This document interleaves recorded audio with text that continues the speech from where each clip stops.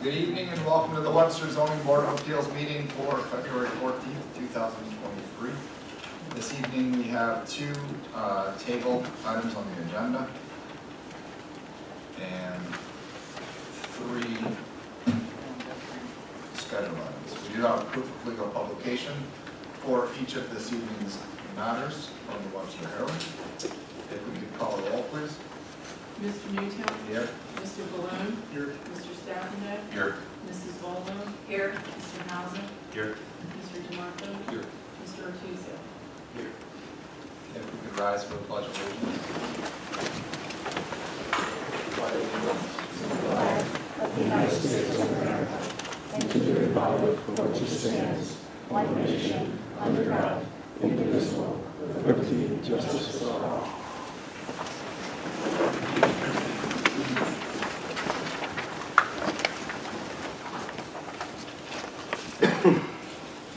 The first table item on the agenda this evening is Village of Webster wastewater treatment plant improvements.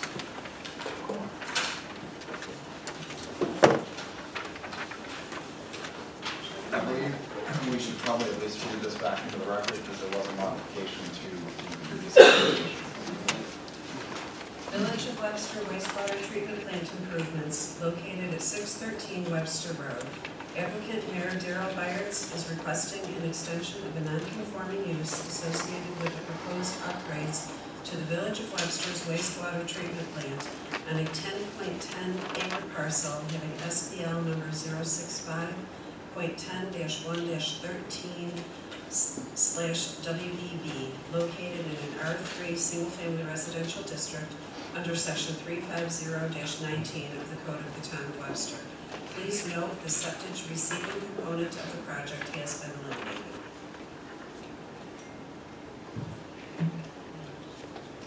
Good evening. Good evening. Mr. White, can I just interrupt you before you get underway here? I apologize.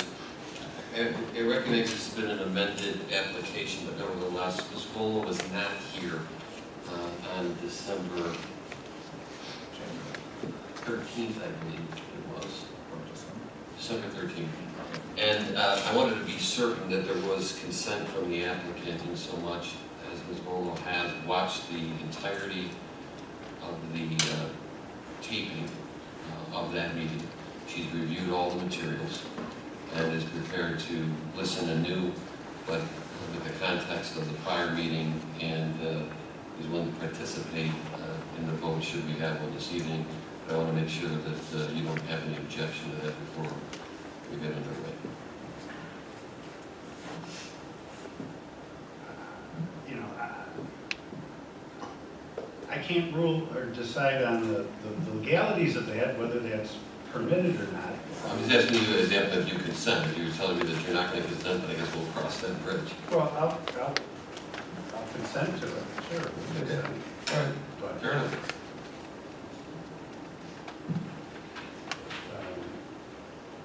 so, in any event, again, I'm John White, attorney for the Village of Webster. With me, again, is Matt Higgins, engineer for the village with Labella Associates. The village has decided to forego the septic receiving component of the facility. The village trustees, the board of trustees simply decided that the return on the investment in such a facility just isn't worth it. So they dropped it. So without that, the basics of the project are to replace the existing large trickling filter with two new smaller trickling filters, and construct a new chemical storage building that'll be approximately 36 feet by 60 feet, or around 2,160 square feet. Other than that, everything else is replacing, upgrading equipment inside existing facilities at the village wastewater treatment plant. village, we did respond to the concerns and questions that were submitted to us following the meeting in December. I don't know if you want to take the time to go through each of those responses. A lot of them had to do with the septic receiving station, and since that isn't part of the project any longer, it's simply irrelevant. We believe that the project as it is now configured does not cause any, deleterious impacts on the neighborhood. In essence, things are going to be improved because it's going to be an improved wastewater treatment process and plant.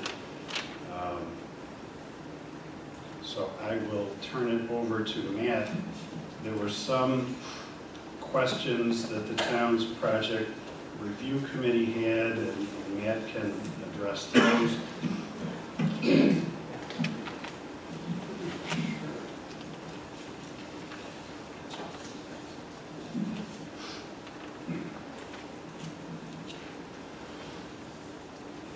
Hi, good evening. Again, my name is Matt Higgins. I'm a civil engineer at Labella Associates here in Rochester. The village hired Labella to serve as the design engineer for all phases of this wastewater treatment plant improvements project. And I'm the project manager for Labella for the project. Don mentioned briefly the major change the village made between the last time we were here and the present, which is the village is no longer proposing to construct septic receiving facilities to allow for the receipt of septic.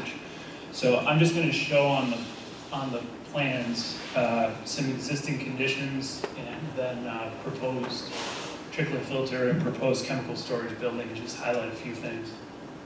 Can you hear me? Yeah. Okay. So this is the existing conditions. There's one large trickling filter that's 100. Can you take the mic with you? Sure. Yep. So this is existing conditions with an aerial behind it. This is the one large 150-foot diameter trickling filter that currently exists. I'll flip over to the next sheet and show you the proposed two trickling filters that take the place of this. You'll notice that the existing is very large diameter, 150 feet. The two proposed new ones are 44 feet in diameter, so they're significantly smaller. However, DEC is requiring the village to construct two of them to provide redundancy as part of the issuance of a speedies permit for the facility.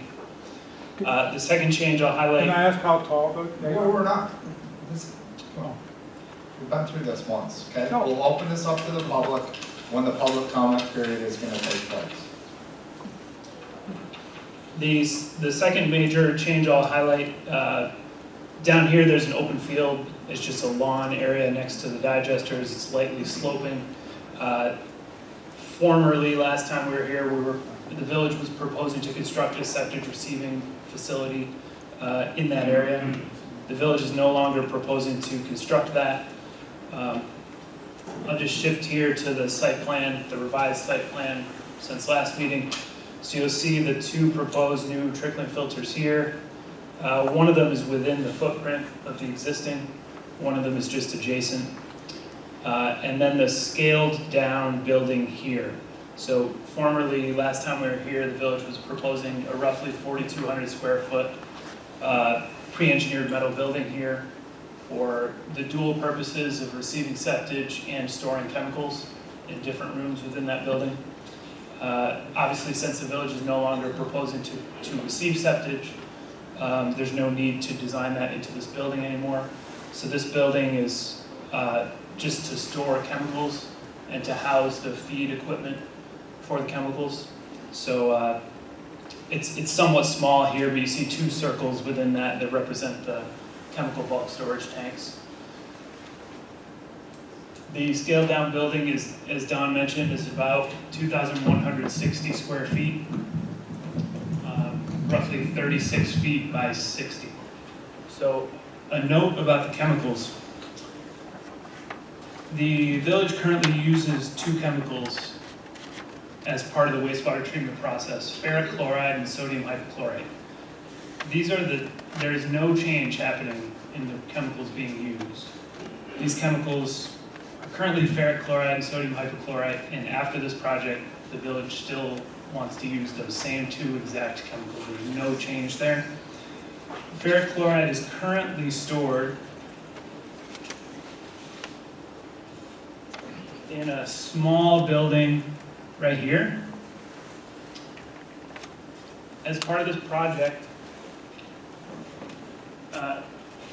that's an older CMU building that's partially below grade. As part of this project, the village plans or proposes to demolish that building and instead house the ferric chloride storage tank within the new pre-engineered metal building that I just pointed out.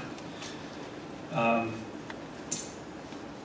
large of a tank is that? The sodium How large of a tank is for the ferric chloride, that? Yes. I don't know off the top of my head. It's between 3,000 and 6,000 gallons of storage, but I don't know the exact number. The other chemical storage tank proposed to be located in the chemical storage building is for sodium hypochlorite. The village currently uses this chemical and stores it in totes, primarily in two places. It's used in two places around the site. One is it's added to the trickling filter effluent as it flows to the secondary clarifier, and the second is it's added to the final effluent as it exits the site and currently it goes to the town water pollution control facility. Both of those current uses are for algae control, and so the proposal here is to locate it in a central chemical storage tank rather than have to move totes around the site. The village currently maintains a New York State DEC chemical bulk storage certificate giving them approval to house these chemicals. They've used them over the long term. There's no change proposed here as far as the use. The only additional use will be using sodium hypochlorite for effluent disinfection, which is currently accomplished at the town pollution control facility, which as part of the issuance of the speedies permit will have to happen at this site. So these chemicals will be stored in separate tanks, in accordance with all applicable regulations within that proposed chemical storage building. As we mentioned last time, smaller items of work involved with or proposed to be part of the project include equipment replacements within the buildings, pumps, valves, piping, digester structural repairs, and building system replacements, rehabilitations, electrical, mechanical, and plumbing in nature. To briefly address the questions from the sewer department and the engineering department, we had one question about the flare, the anaerobic digester flare and its compliance with applicable regulations. The proposed flare location complies with 10 states and the ANSI regulations cited. The proposed flare location is on the site plan east of the service building within a privacy fence. Right here.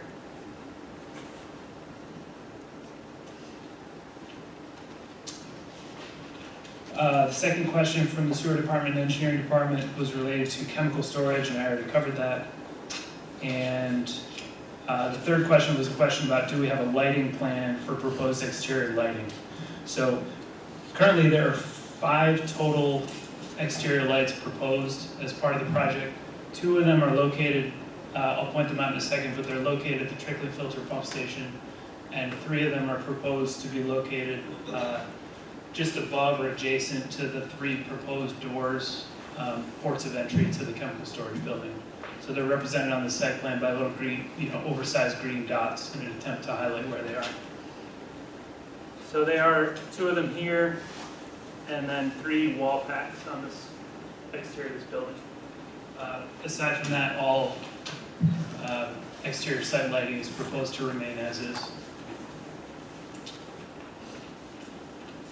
So with that, I appreciate the board's consideration, and I'm happy to the best of my ability, answer questions. Is there anything else you want to mention? No,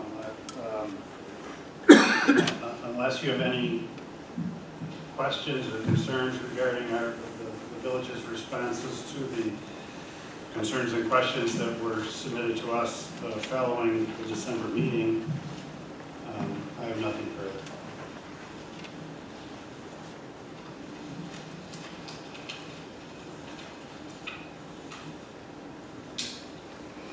I have one of the concerns was the condition of the buildings on site.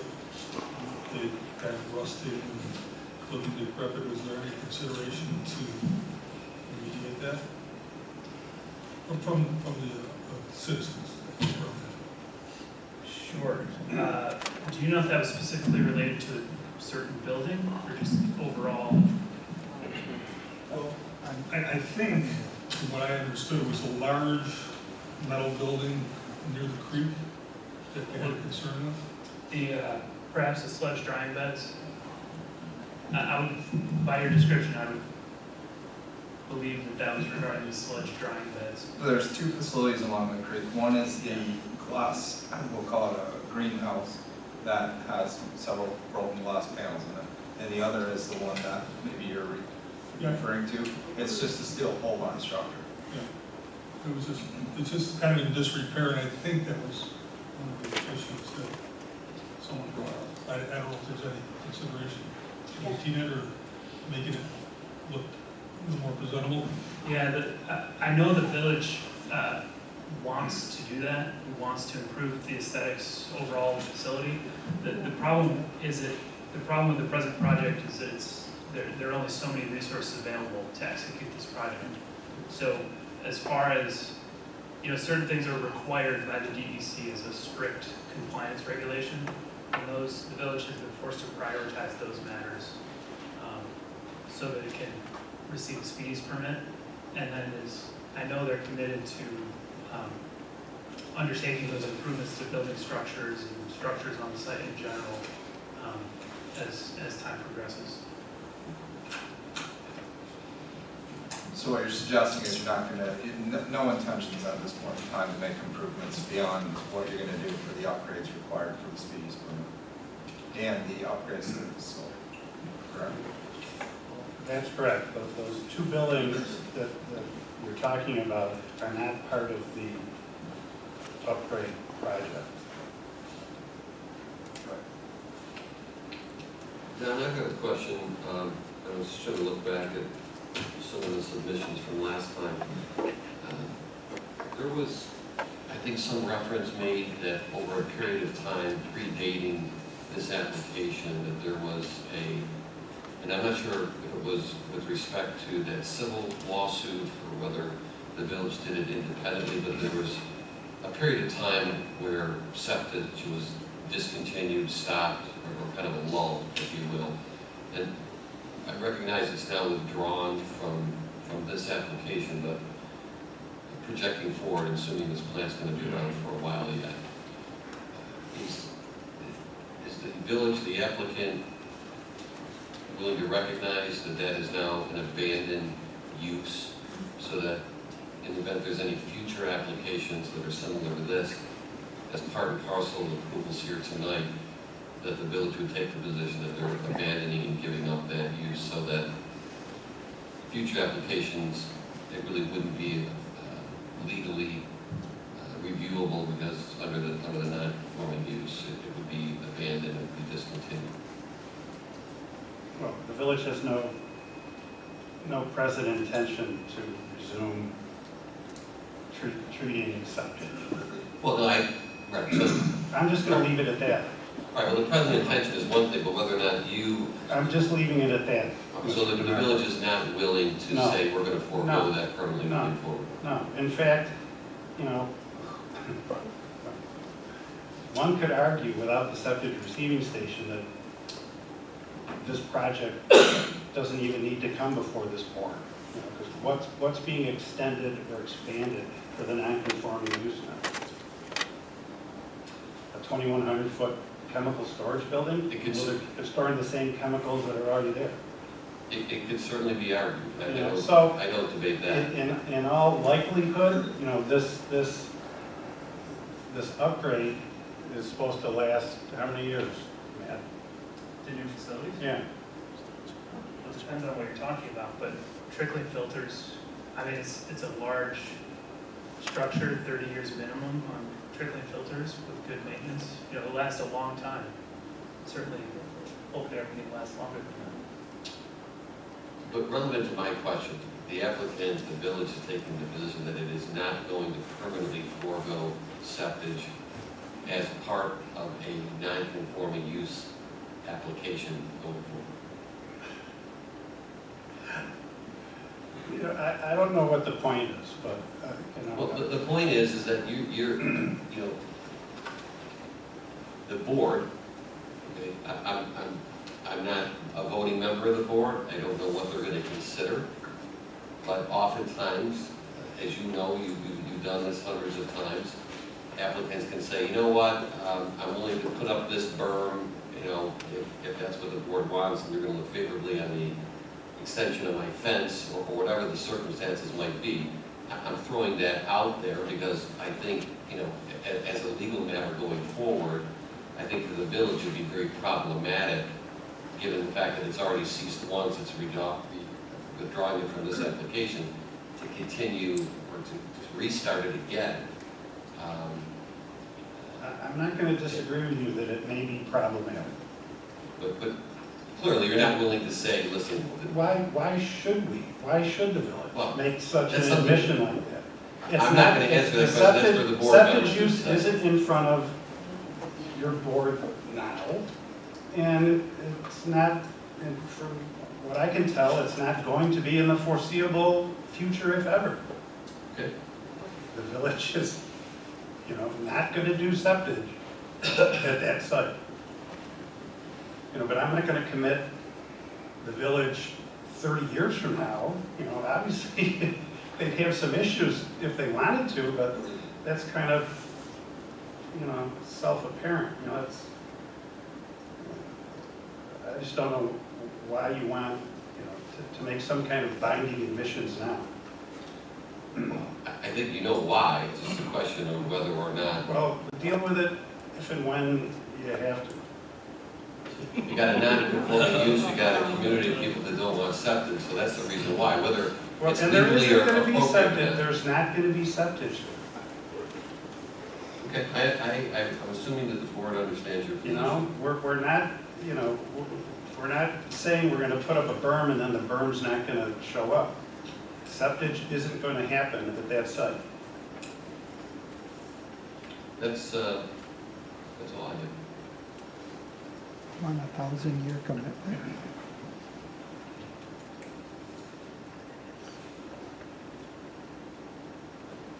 Any comments, questions?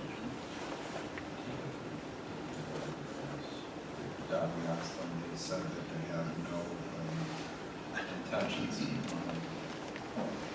said that basically what I think you said is that the focus is going to be on the upgrades to the treatment facility.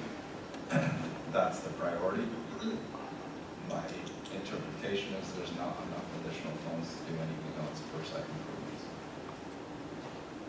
Did I state that correctly? They're not part of the budget for this project, that's correct.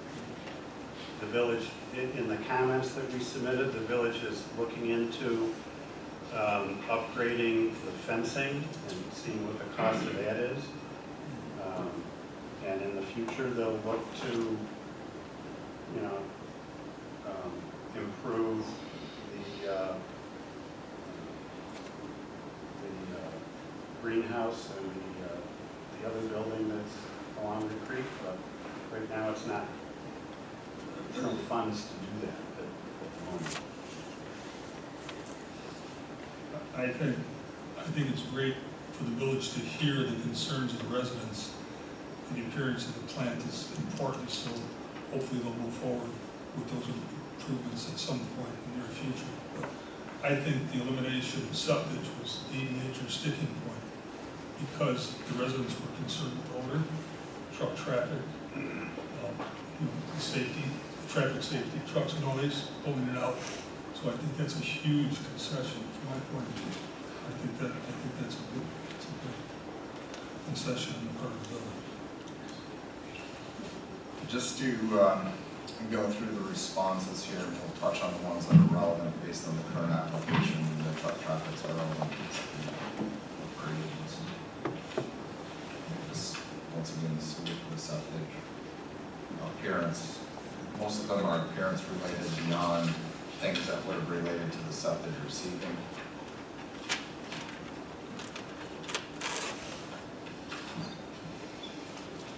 Cause around the two buildings that are within the floodplain, which, once again, you stated, there are no intentions for anything related to those two buildings.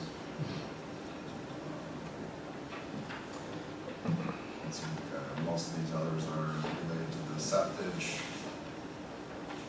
truck traffic, all related to septage, number of haulers. Again, on the buildings, the current condition of the buildings, reiterated that a few times.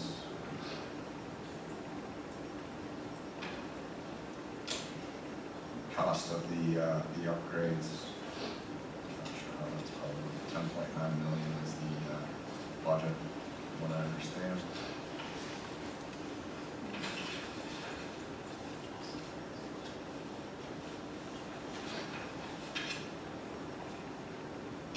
I think you answered this one. Are the improvements required in order for the village to obtain the speedies permit? You stated yes. That's also in your response.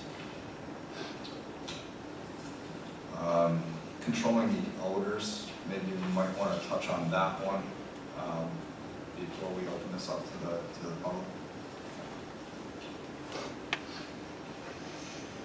And I think the rest are related to floodplain or septic. So maybe you just want to touch on the odor issue for the balance of plant, specifically around the upgrades. Sure. So,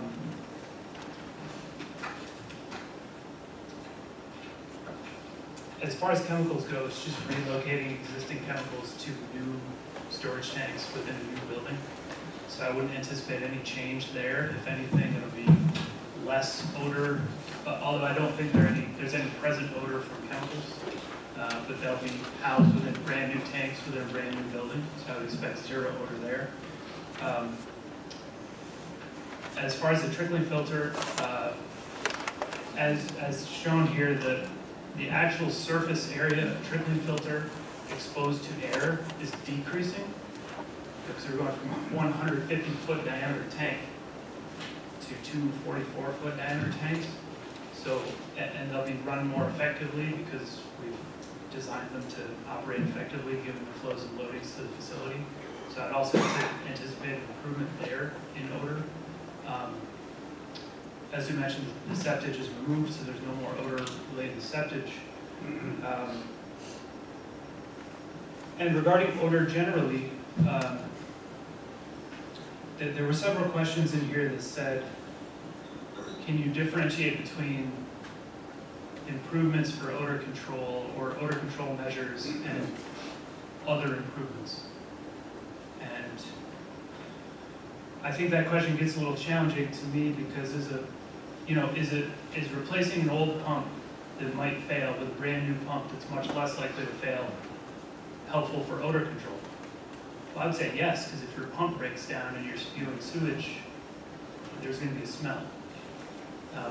Whereas I can imagine that might not be perceived by some as an odor control improvement. So I do think odor generated at the facility will be equal or better after the improvement project than it is currently. Although I recognize that I think the main concern was related to septage, and that's no longer included. Is the septage being received today? No. When was the last time you received it? Probably 5 years ago.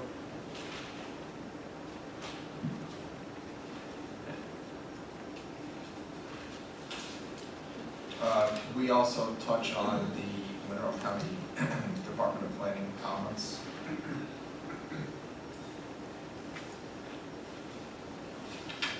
Josh, did you speak with them specifically about the comments?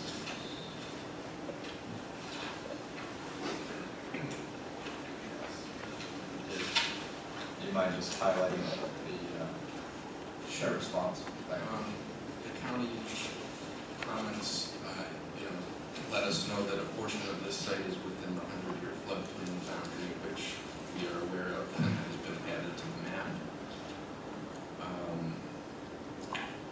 It also notifies us that there's a portion of the stream that is located on the subject property, and it talks about protecting the stream corridors, protecting the wildlife habitat. Pretty standard language. There wasn't any specific comment other than their standard comments about maintaining a healthy vegetated streamside buffer, minimizing vehicles in that area. But I don't believe any of the proposed improvements are directly adjacent to the stream.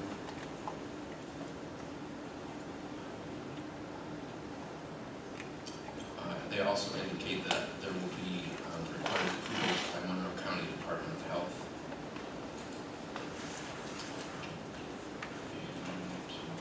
And some monumentation survey information. There was no comments from Monroe County Department of Environmental Services, and there was also no comments from the Department of Transportation from New York State.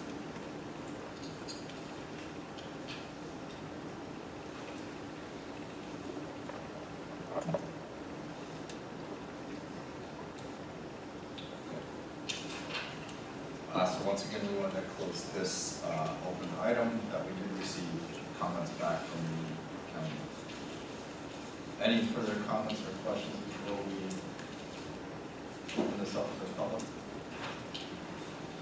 Okay, at this time, we will open this up for public comment. If you could please step up to the podium, state your name, address, and please stick to the points that you would like to make.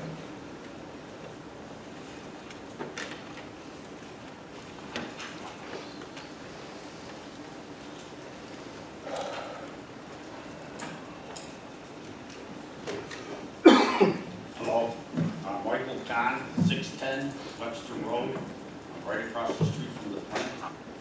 I've been at this house for 40 years. I knew it was a sewage treatment plant when I moved in. For the first 35 years, very little problem. Everything went great. At the last meeting in December, they talked about bringing back the septic collars. It was a nightmare when the septic collars were there. It was great to hear that they gave up on that idea. We talked about the history of the plant at the last meeting. I've been there a long time and have documented proof as well as pictures and all kinds of evidence of what village sewage treatment plant was put myself and all the neighbors around us through. I'm not going to talk much about that, but I'm willing to talk to anybody anytime and show them what this plant has been doing to our neighbor. In my opinion, these people that run the plant and operate the village at this time can't be trusted to do the right thing. They'll tell you one thing, and different things will happen. They'll try to get away with stuff. It's been like this over the years. I mean, I'm all for upgrades and cleaning up that place in that plant. We're spending $10, $11 million, and very little was said about fixing up the buildings that were there and making it more presentable to the neighbors. I mean, everybody around there, in the residential, single-family neighborhood, takes good care of their property. And then we have to deal with this village sewage treatment plant. most of the people in the area, in the town, in the village, know the facts about this pre-treat sewage treatment plant from the 30s. Okay, there's really only a handful of people in this whole community that think expanding this plant is a good idea.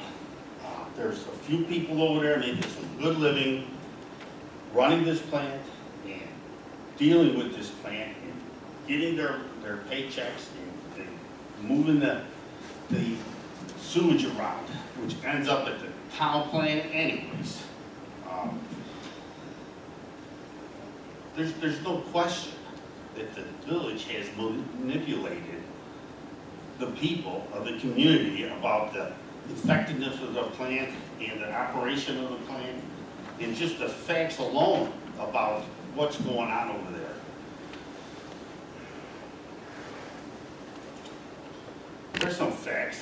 When they were doing composting, the human sewage composting, hundreds of tons of this right on Route 250 for years this went on, until it got so out of control that it woke most of us up. They used to take that human sewage composting and spread it all over the village, as well as the Memorial Park on 250, okay? Until I brought them, I made them aware of what they were doing, and it finally stopped. Anyways. Sir, can I just interrupt you for a minute? Sure. What is the net of the point that you're making that you? It's the history of this plant. Right, we know the history. I'm saying to you, is your point is that you want to deny the village these improvements?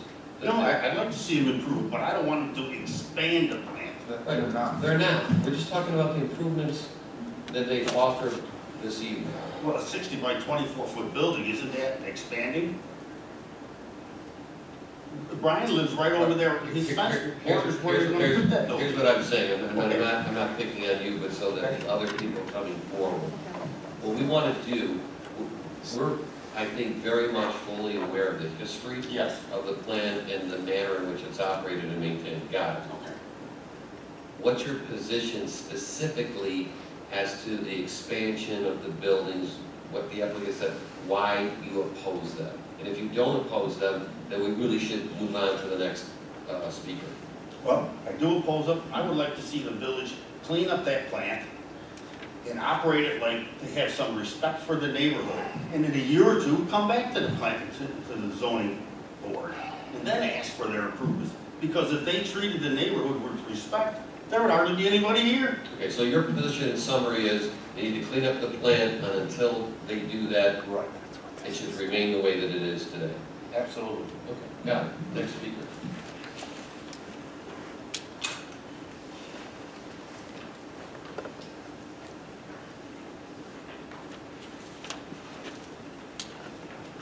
Brian Dunham, 623 Webster Road.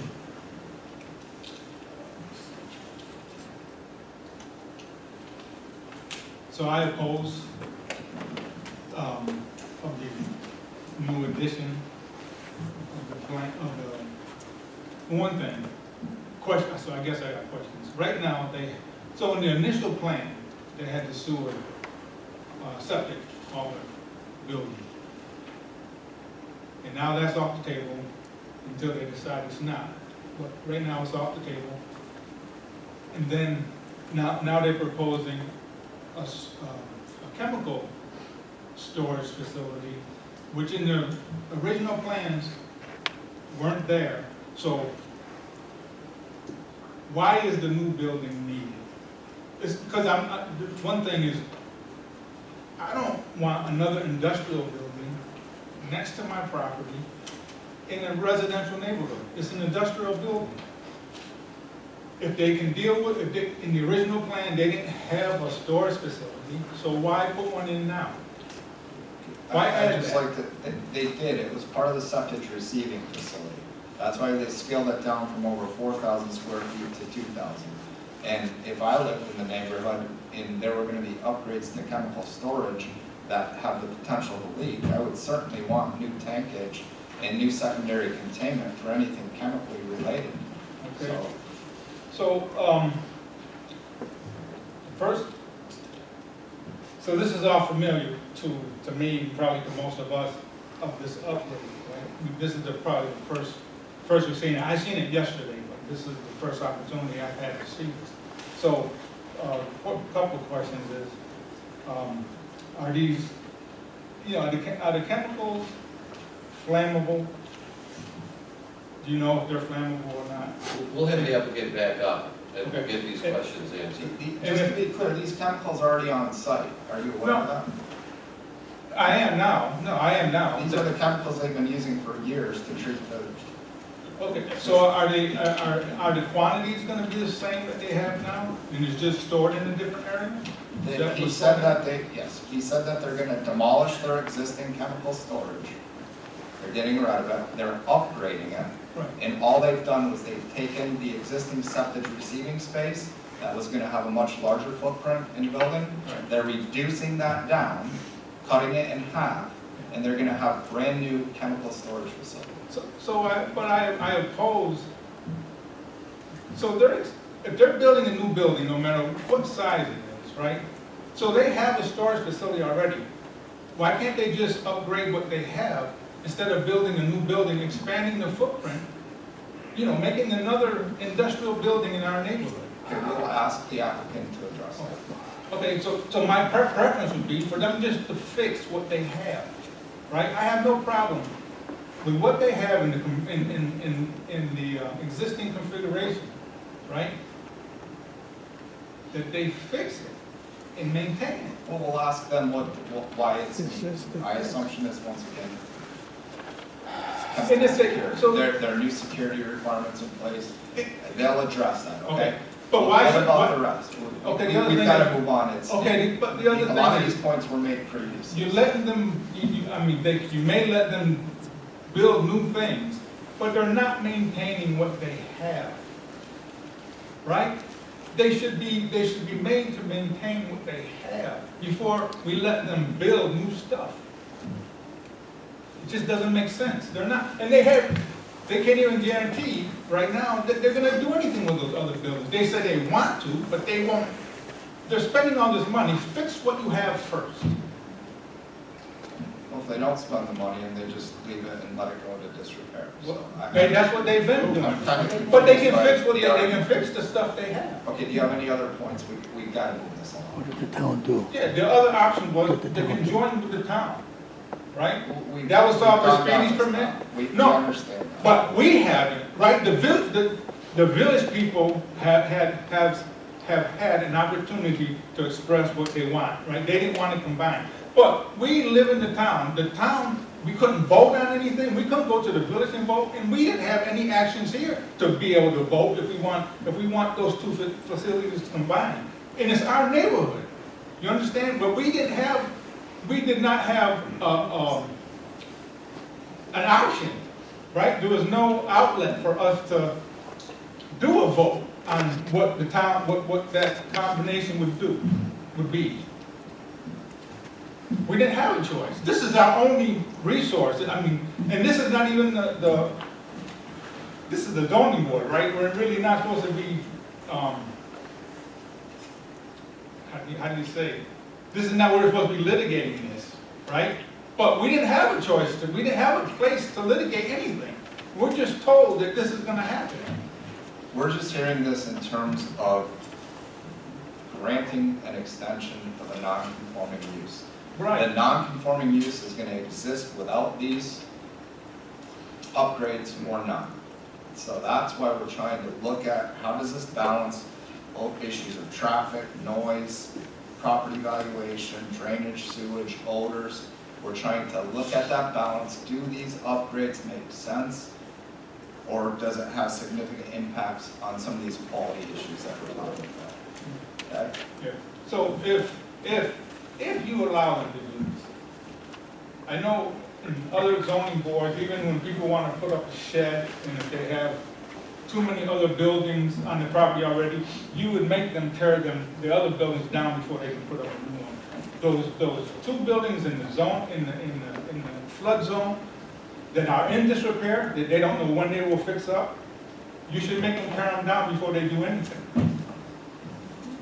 That's my, Okay, thank you. Next, please.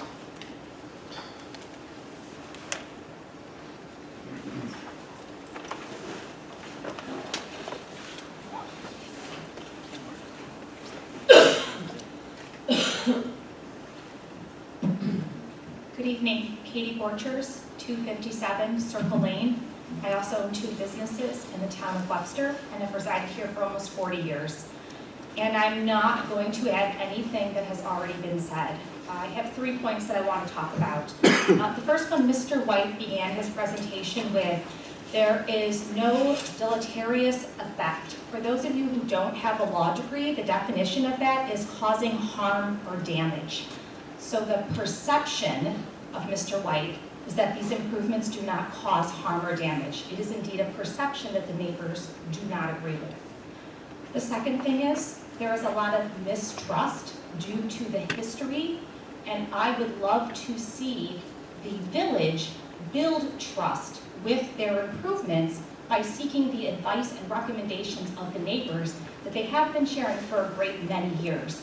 I believe that there is a balance between expansion and improvement. And what we're seeing here today is much more focused on expansion and not improvement, and reconciliation of the neighbors, which they are a part of that community by being a business. The third point I wanted to call out, and this may be my misunderstanding, but I believe that Mr. Higgins or Mr. White had mentioned a new use of sodium hypochlorite. And for those of you who don't know what that means, it's actually bleach. It's a common name. So there was something that was said in their presentation that there is a new use of that sodium hypochlorite, and I was looking for He'll address it clarification. again, but he specifically stated that it is a pre-treatment requirement for the speedies alcohol. That is correct. So It's an affluent treatment. right, so they are adding a usage of a chemical in order to comply with a new permit that they are seeking My understanding as is part that of they their currently expansion. use that, but we'll get in other parts of the system, but we can get clarification. Correct. Currently using new additional usage with this expansion was how it was put. So those are the 3 points. I just want to leave you with the majority of the concerns here are due to a lack of trust and a lack of input.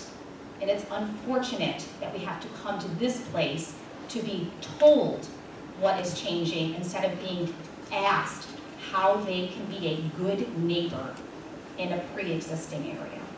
Thank you. Next, please.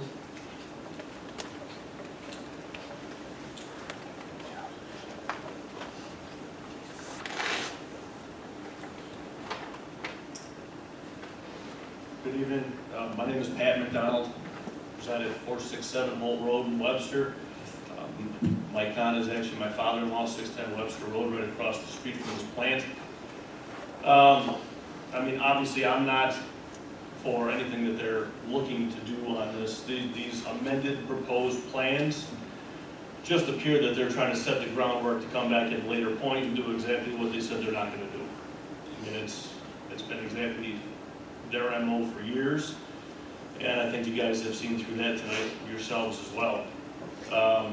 But some things that I would like to point out, I know you know about the disrepair, but just from having experience with commercial properties over the years myself, I mean, for one, the plan is very vague.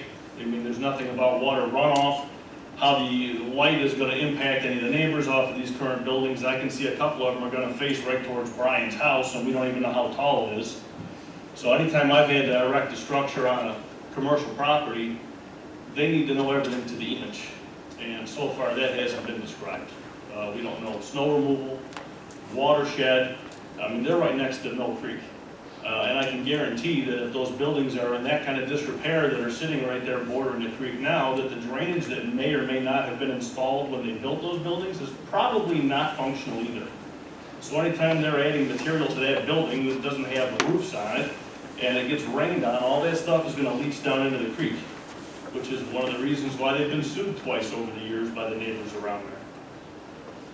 So, you know, that in combination with the trees. Somebody thought it would be a great idea to go through and lop all the branches off about as tall as me years ago. Any commercial site that I've ever built over the years, the corporations that built the site are also required to maintain the site. So if you have to plant a certain number of trees, certain variety, certain height, and they die, somebody alters them, something happens to them, you're required to fix them and maintain those new ones as well, which has obviously not been done. That's why you can see right through the plant when you drive by. So I agree with a lot of the neighbors that, you know, like most people that have to get a residential or a commercial permit, these things would normally have to be met before anybody would consider issuing them a new permit for new construction of any kind. That's been pretty much a standard in any town I've ever worked in. So, thank you. Next, please.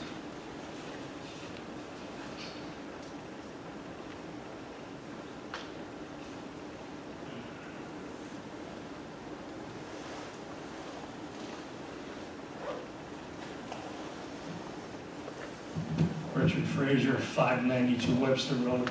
My driveway is right in front of the plant. They say they're gonna put up lights. Is it gonna affect my home? Am I gonna be able to sleep at night? No, nobody's addressed this. And also, this should not even be heard until they get their DEC permit. We don't know what that's gonna require. I oppose it because they haven't said how the lights are gonna shine on my home. And when I'm there, I wanna be able to sleep. I want to be able to do that, and there's no provision that I can do that. And what will it do to the market value of my home? No one has said that. So until they get their DEC permit from the village and not use the town, this should be opposed. Thank you.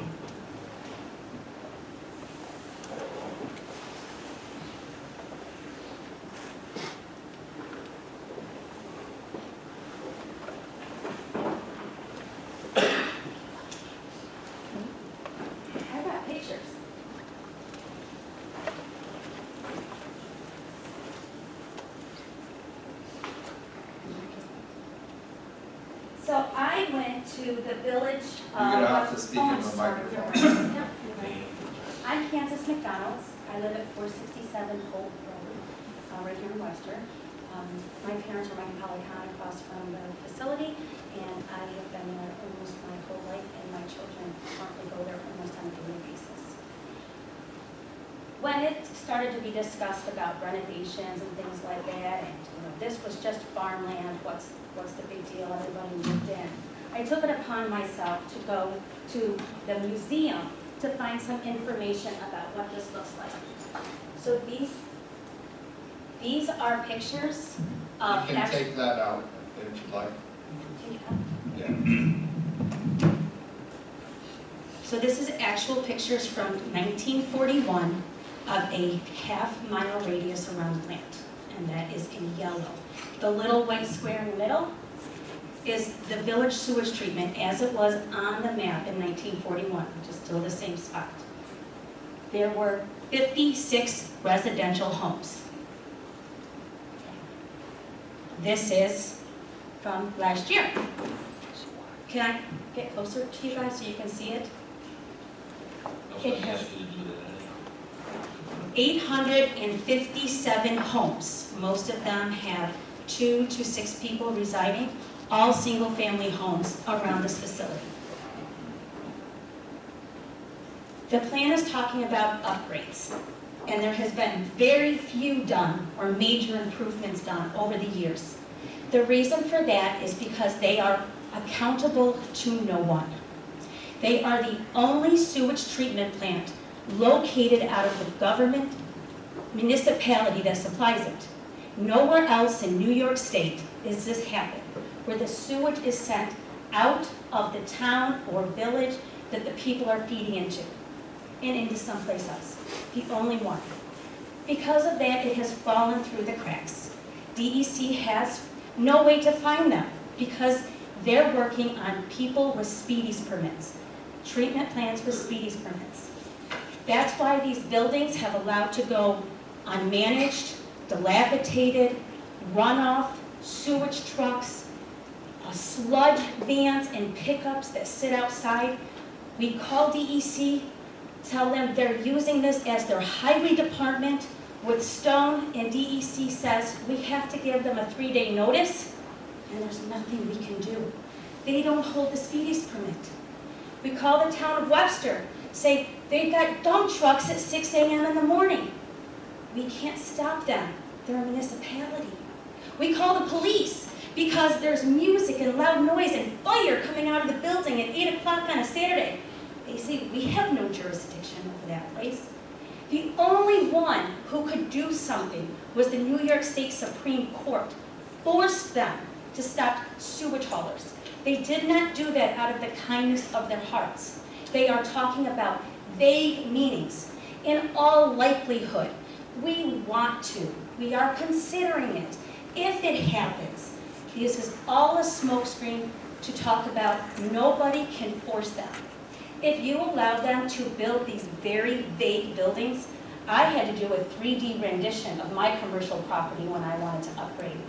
There's no, who is going to enforce the time frame? What if they add more lights? What if they start storing different things in these buildings? What about the sludge that's in there? They are unaccountable to no one until they get a speedies permit. And until that happens, they can continue to run the plant just the way they are, any way they like. I am against these upgrades because if their chemical facility was in that much disrepair, why hasn't it been fixed? And the only reason it hasn't is because they don't do anything out of the kindness of their own hearts, and nobody can force them to. You're giving up the town rights if you allow them to progress. Thank you.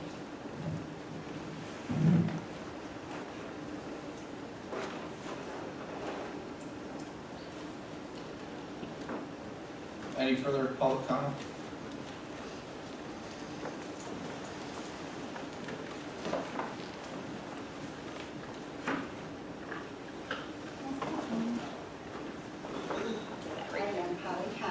I live at 610 Webster Road, and my husband and I have lived here for over 40 years and raised a beautiful family, and we've only had problems. The most problems has been in the last 6 to 8 years with the village of Webster sewage treatment plant. When we first we went to the village, thought we would just be nice people to go up and ask the village to do something about the composting. And the reason we did is because they did the composting and it got higher and higher. And I think it was in 2016 when they did the composting in November. We were having a pizza party on a Friday night at my house, and my grandchildren, we have 13 grandchildren, were all over. And the kids pulled in, and we had a terrible odor of a chemical, and we were all running around like flies and running in the house, and my kids said, Mom and Dad, these people are going to kill you. And we decided to take it up on ourselves to go to the village and explain to them that you put something on that compost that was very chemical smell, and they said it was a perfume. But we took it up on ourselves to get the compost, to stop the composting. And the only way we could do that is we thought we were going to be nice people, they would understand and get rid of it. We had to get a lawsuit. We had to go through a lawsuit with depositions. It was a lot of work getting all these families, probably close to 30 families together to stop them to stop doing what they're doing. One other thing that my most concern is, besides that chemical smell that they almost killed us with, they took the top off the digester to clean it, and they were supposed to have the top off. We got a letter saying in February it would be off for 6 weeks. In October, they finally put it back on. But in the meantime, that month, there was a terrible burning smell in our nose, and we were getting headaches outside. And we called DEC, and they came down, and they said that they were using chemicals to clean the digester. But it was pretty painful in your nose, the burning and the headaches. My daughter was over with her 4 kids, and when they left, they felt pretty bad from the terrible burning in their nose, and my daughter had a terrible headache. One thing, and another thing that happened is I don't trust their chemicals.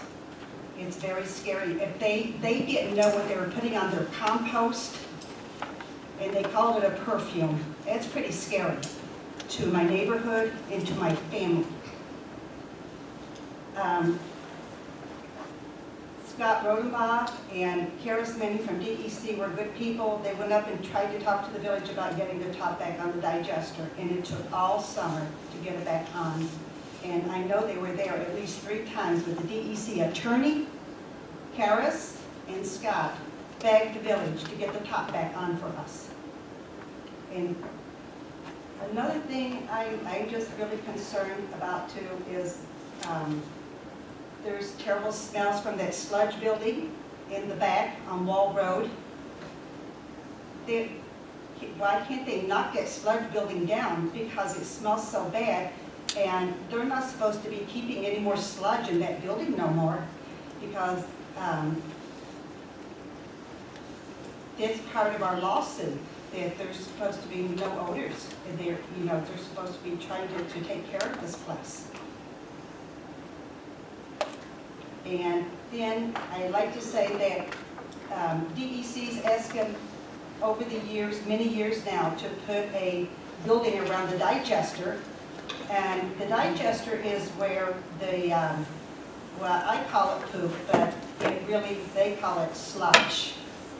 And that truck that sits underneath the centrifuge that takes the poop out, it sits there all the time.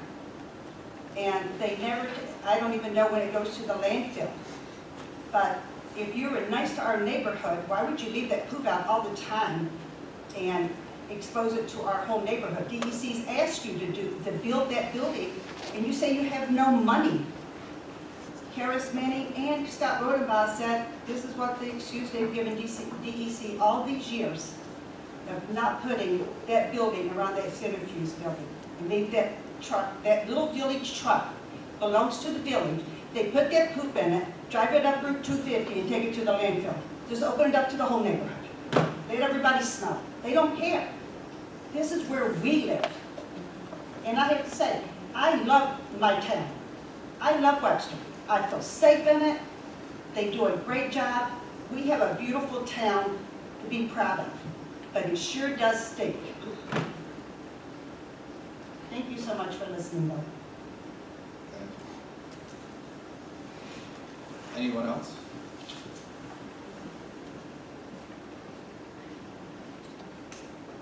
Okay, last call. All right, we're going to close out the public comment portion of this meeting and return the discussion back to the board.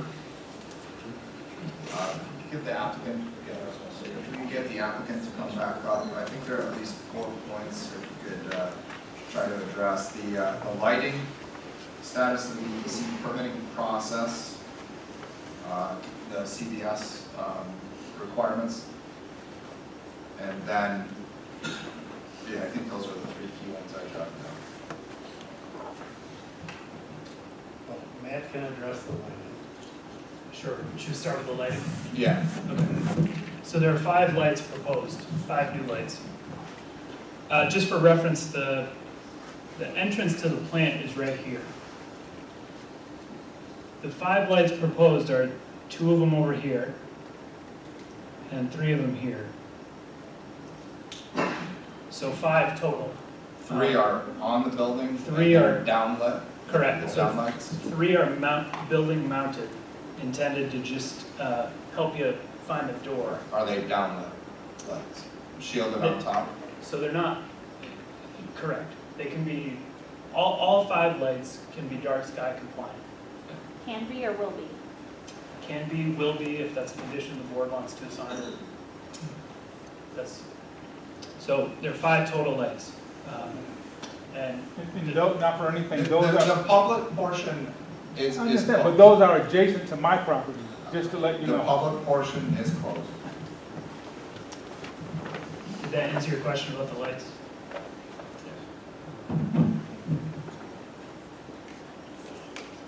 Then maybe just wondered, as long as you're touching on the lighting on the chemical bulk storage facility, can you address that? The need for it, where chemicals are currently stored, could we repeat that again? Sure. Just grab my notes. I'm just going to gently pull this out from behind you.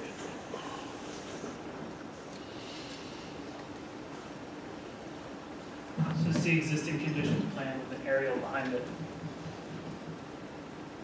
There is a small concrete masonry unit, CMU building, right here.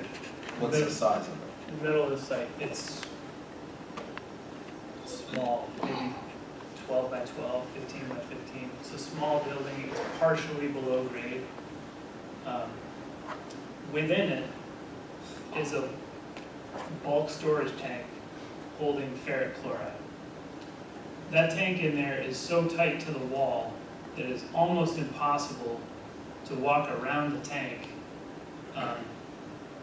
due to the space between the round tank and the interior surface of the square building wall. Is that ferric chloride tank, how large is the current ferric chloride tank? I don't know off the top of my head. Is what's being proposed, is it consistent with what's there? There-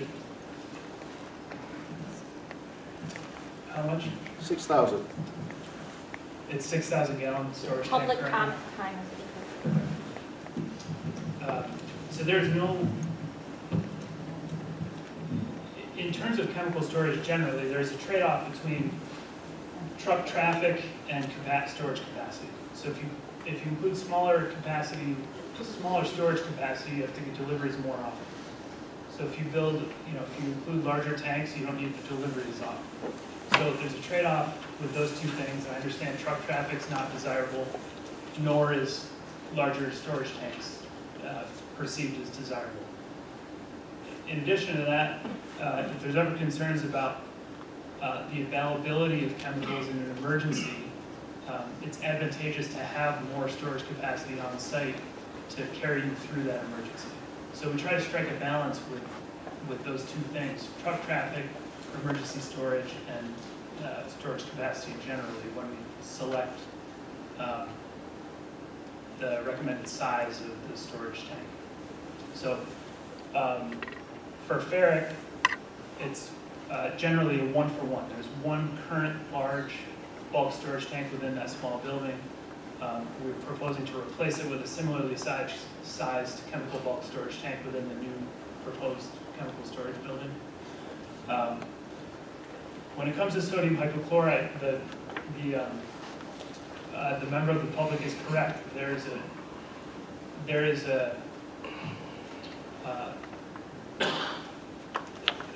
There will have to be more used at this site than there currently is. So the two uses right now, well, first to address where it's stored. It is stored in totes. Totes, like 300-gallon square totes, or cubic totes that are just moved around by the village to where they need to be so that they can add it into the flow at that optimal points. So generally, those 2 points where it's added, one is right here, flow exiting the trickling filter and heading to the secondary clarifiers. And the second is in here in the center of the site, just as the effluent is leaving the site to go over the town site. So there is no proposed change in the use related to right here, this trickling filter effluent flow to the secondary clarifiers. However, this use right here, where they currently add a small amount for algae control in the effluent pipe between the village and the town, that's the position where they will have to fully disinfect the effluent. So there will be more chemical added to the flow at that point as a result of this improvements project. The necessity to increase that chemical flow is to fully disinfect the effluent, which will be required by the DDC as part of the issuance of the speedies permit for the facility.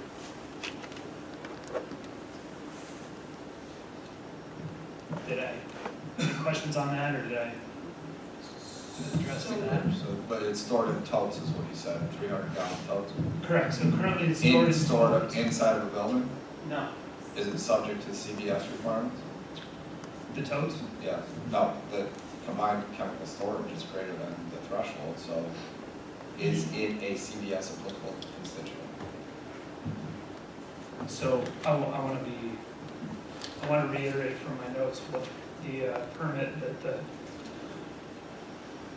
So the village currently, their chemical bulk storage permit includes the bulk ferric tank and 3 totes of sodium hypochlorite. And the revised, the proposed system will, require the village to revise that permit to reflect the new storage conditions. And all So, stores yes. will be inside of this proposed new road. Yes. Which is against compatible chemical storage. So they're stored separately today? We've got to stop, the public comment portion is closed, they have to meet New York's, I understand. I work in this industry, I'm asking the questions, okay? Me too, thank you. No, the public comment portion is closed. They're gonna have to comply with CBS requirements regardless, whether the compatibility issue is there or not. They're gonna have to have somebody do a fire and building code assessment against these chemicals. They're not there yet, clearly. Okay, keep going. Is there anything else you wanted me to address specifically about chemicals? No, I think that's good on the chemical. Now to the DEC permit.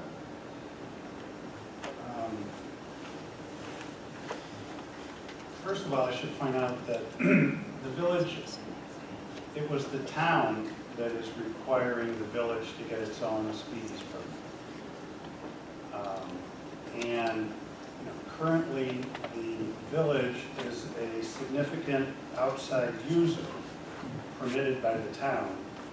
And so when speakers say that no one oversees the village wastewater treatment plant, that is not true. The town does. The town, through its significant SOU permit, has every right that if something is not being done correctly, or if they can show that something the village did at its plant caused the DEC to fine the town, they can certainly charge that back to the village. So presently, the village is subject to regulation and oversight by the town. The town decided, after the village decided, that it wanted to not combine wastewater treatment plants, and they did that on a best, with the information that they had, that in the long run, it was going to be less costly for village residents to keep its own plant than they have a combined plant. Then that caused the town to say, then you got to get your own speedies permit. Then you get your own speedies permit, the town no longer can do the disinfection. And so that's why it's going to be done at the village plant. And the two entities still will share the common outfall into the lake, but the town will not be doing any treatment of village effluent at all. And where will the sampling take place? Pardon me? Where's the proposed sampling location for the alcohol? Prior to combination, right? Well, So the village and town are currently working on that. The village is going to be doing the vast majority of the sampling at the existing effluent box in the center of this site. But my understanding is that the village and the town are working on a shed, for lack of a better word, to be located at the town site if there needs to be any sampling there to allow for that capacity. So I think there's an intermunicipal agreement being worked out between the two municipalities. the town's going to have to move its sampling plant. And the village is going to pay for the design and construction of the town's new sampling plant. I don't think it's going to be a shed. It sounds like it's going to be some kind of a manhole, basically, that the town will get its sampling from. But the village has agreed that it's going to pay for the construction of that, the design and construction of that new sampling plant. Before the village can apply for its own speedies permit, it has to first obtain the approval from this board. You can't do it first. You can't apply it because the DEC is not going to go through all of it, all of the process of reviewing a speedies permit application, only if we came back here and then you denied this application. And then it's all for naught. So the DEC has, you have to get all your, local approvals first, and then you submit everything to the DEC. But clearly, there's been conversations with the DEC to identify where the weak points in the system are, correct? Correct, so we're many years into this, or I should say the village is. The scope of this project and the scope of the improvements and the design of the improvements is outlined in a preliminary engineering report that was completed last fall, reviewed and accepted by the DEC, and that's the baseline for what we're discussing here today. And just to amend what, and to clarify something Don said, the drawings and updated engineering report and specifications for this project must be submitted to DEC and other regulatory agencies before the village can proceed any farther with this project. That submission can't take place till local approvals are received, including approval of this board. That process is separate but related to the process with which the DEC develops a speedies permit for this site. So the process with which the DEC develops a speedies permit is underway in parallel with this effort to complete this and secure local approvals. So there may be a draft version of the speedies permit as soon as later this month, but we have not seen it yet. Let me just do a little bit of a analyzation, because what I heard from the audience is that the village sewage treatment plant is not directly responsible to the DEC currently. It would inform the town of violation. The town in turn would take that up with the village. Well, I just wanted, let's be clear, the DEC does have jurisdiction of certain aspects of this plan. They have a CDS permit, right? They've got registered bulk storage on site. There are aspects of this operation. They're the DEC navigable waters, whether this is or is not. There are certain aspects the DEC certainly 100% has jurisdiction. It's not like they're just, it can Well, be I handed out. understand that, but once they make these improvements and they have their own speedies permit, now they get fined directly by the DEC. Am I right? It's different governance, correct? So actually, it's to the advantage of the residents to see these improvements and have the DEC oversee that plant a little more strictly than they are currently. Am I wrong? That's one way to look at it. I suppose it depends on if you trust the DEC more than the town. But, Thanks, Don. Look, they've been operating under the village has been operating under this, significant outside user permit for the last 50 years. And, in my view, the relationship has worked and there haven't been any serious significant issues. So, for the speedies permit, are these upgrades required in order for the DEC to grant you the permit? So leaving the plant as is, the village cannot get a speedies permit? Correct. So there are, so the major upgrades proposed here, the addition of effluent disinfection and the transition from one trickling filter to two are specific DEC requirements. There are other smaller aspects of this that, although they represent improvements to the facility, and I'm sure the DEC would agree that they'll benefit the treatment, they are not specifically highlighted by the DEC right now as mandatory.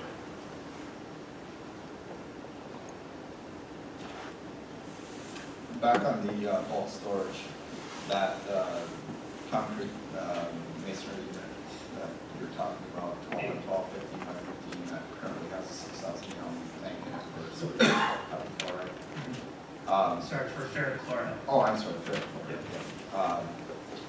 That can't be expanded in its current position, or the location of the chemical bulk storage can be where that currently sits? I don't think the chemical bulk storage building as proposed there could be constructed where the ferrochloride is currently, I just don't think there's room for it. So For help, the size help of me the understand the requirement of 2160 square feet for a, let's say, 6,000 gallon tank and 3 totes. Well, so the totes, there will no longer be totes, it'll be two bulk storage tanks adjacent to one another with secondary separate secondary containers. So one each One for for ferrochloride, ferrochloride. one for, Correct. Then, fence and appropriate ventilation for that entire space. Then there's room for operator access, there's room for getting in there with equipment, to, heaven forbid there's a spill and you need to, remove the chemicals from that secondary containment area. So although the footprint of the bulk storage tanks and the curb that provides secondary containment for them is smaller than, the roughly 2,000 square foot building we're proposing, there is extra room generally for access and storage of related, chemical equipment.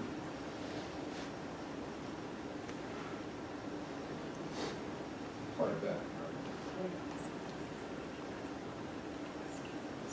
800 square foot would be a large facility to house 2 tanks. We're talking probably 10 to 12 feet high, probably 10-foot in diameter tanks. Roughly. I'm gonna guess, because that's probably not what they are. Just seems excessive for the storage of, for 2 6,000 gallon tanks. Especially when you're strapped for cash and can't make all the improvements to the site. Not sure why you'd be building a 2,200 square foot chemical bulk storage facility.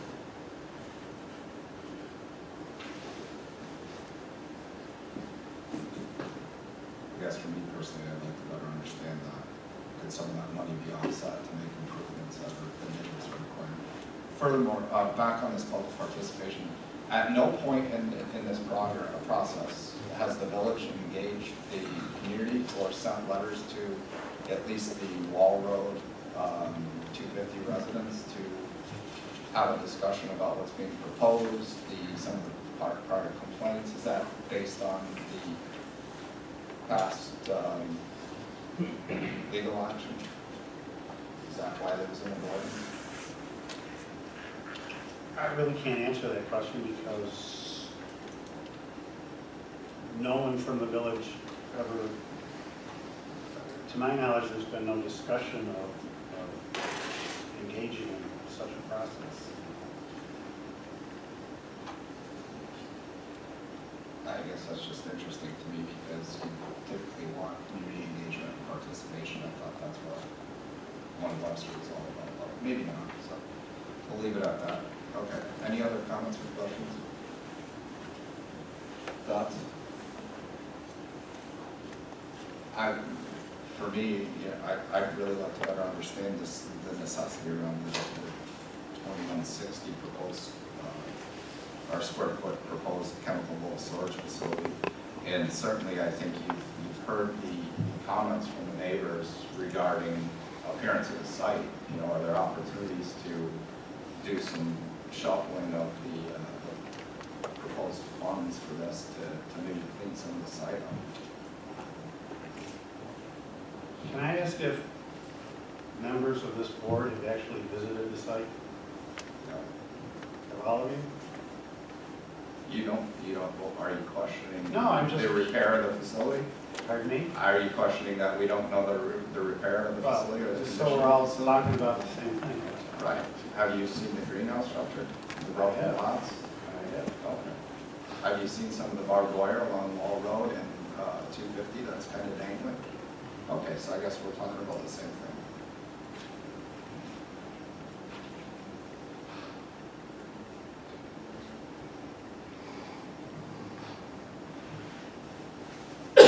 Do you, I'm giving you my point of view. I'm not prepared to make, in my opinion, unless you know, I'm not prepared to make a decision on this. I'd like more information on what can be done to improve the aesthetics of the facility, and the necessity of this excessive chemical bulk storage facility. Size. So 2,160 square foot for two tanks that are about 10 feet in diameter. Well, and it just lends one to ask what else is going into a building. And maybe there's no plan for it, but it just, as Mr. Newtown has said, it just seems excessive for the presented use. Sure. Is there a size that you would perceive as more reasonable? Is there some I threshold? can't in design mind? the project for you. I think you heard the people, the comment, right? The comments. The comments are general appearance of the facility, right? The metal pole barn structure that sits on the creek that I think, if I recall, is a couple different shades of paint, right? The gate access on that side is okay, I guess it's in a little bit of disrepair. The fencing, some of the additional screening or shielding. I mean, what can be done by reducing the cost of this chemical bulk storage facility that will allow you to make some of these other changes that impact the neighbors?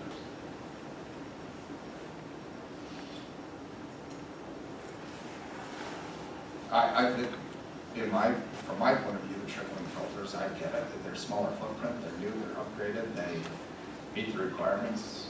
Maybe you want to draw a line in the sand regarding lighting, that, what you're proposing, so that we've got something that's concrete. Is the planning board going to review this? Is there going to be a site plan approval through the planning board? This was brought up at the last meeting. No, I did take it to our project review committee meeting, and the planning board indicated that they didn't see any need to review it because it's not really a publicly accessible site. Is there going to be official, who's going to sign off on the site plan, the official site plan, which is going to be finalized, the location of the building sizes, the show lights? That would be an administrative sign-off by town department heads. They're not proposing any subdivision, so I don't believe the planning board chairman's signature would be required. So there should be a final site plan. So it's going to match what's approved versus what's being constructed. And is there going to be a building permit issued by the town? If the board approves the construction of a building, yes, that component would be reviewed and issued a permit by the town. We would also be reviewing all of the specs of the trickling filters and the prefabricated components of the project. So there's a check and balance here, that's not. Thank you. There was one question by one of the residents with respect to the height of the trickling filter compared to the current structure. Yes, we anticipate them being 5 to 10 feet taller than the current structure. How tall is the current structure? I don't know off the top of my head. I know both the existing structure and the proposed new structures are significantly below the tree height in that area.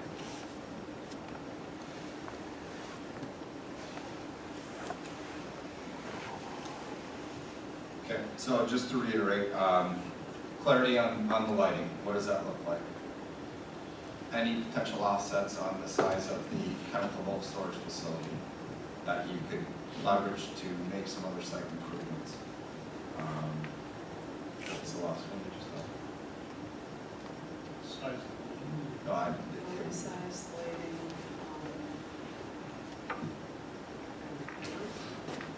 yes, what could you do? At minimum, what can you do? Regarding site aesthetics Yes. or disrepair. Correct.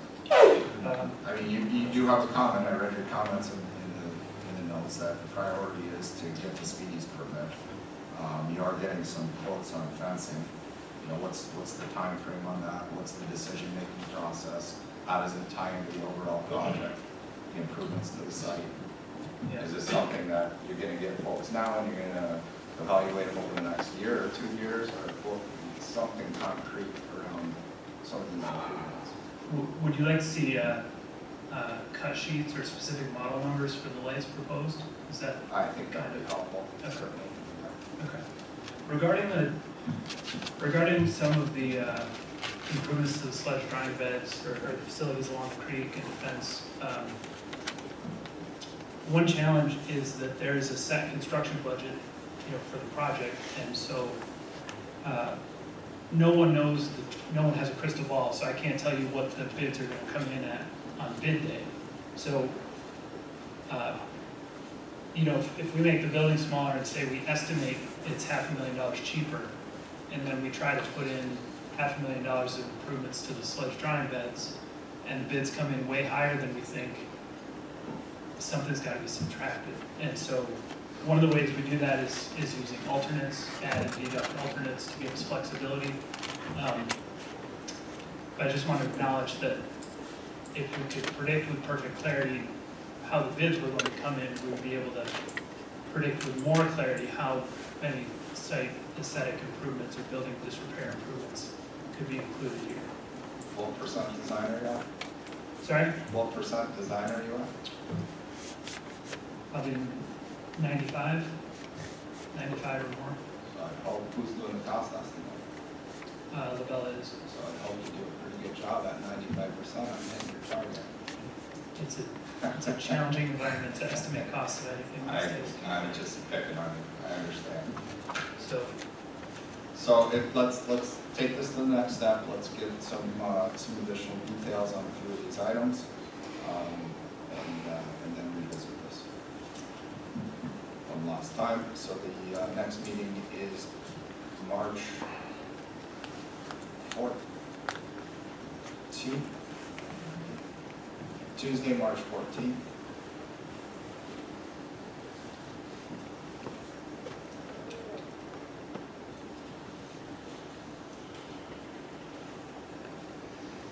and the three things again are clarity on the lighting, can the building shrink a bit, and include some aesthetic or building disrepair. I think you heard their comments, most of the comments were around, show us that you give a, excuse my language, crap about the neighborhood, right? I think that pretty much sums up everything they've been saying. I guess if I were the mayor, maybe I'd probably have a public meeting chapter of his description. So, if you could just make that request or for table this to March 14th. Yep. Cash, all in favor? Excuse me, sir. Can we get the height dimensions on the buildings? Yeah, I think he gave it to us. He trickling filters. Give us some details on the building, the trickling filters. Yeah. Sure. Related to the chemical bulk storage building, part of the reason I can't get clarity about the height is because do we design that building to 100% and then come here and have to shrink it? And so it's a give and take where we're trying to provide You're going to have some bookends. You're not sure too far outside of those bookends. Yeah, so we'll definitely. I think that's all we need. Is it 30 feet? It's going to be 28 to 32 feet, or is it 40 to 42? Sure. You get that. Understood. Thank you. All right, thank you. All right, next table item on the agenda this evening is 1550 Ridge Road.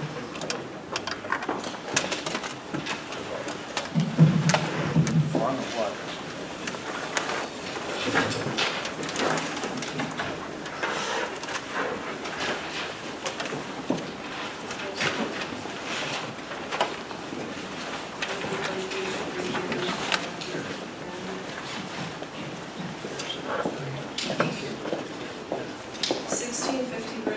Automotive Detailing Shop, located at 1650 Ridge Road.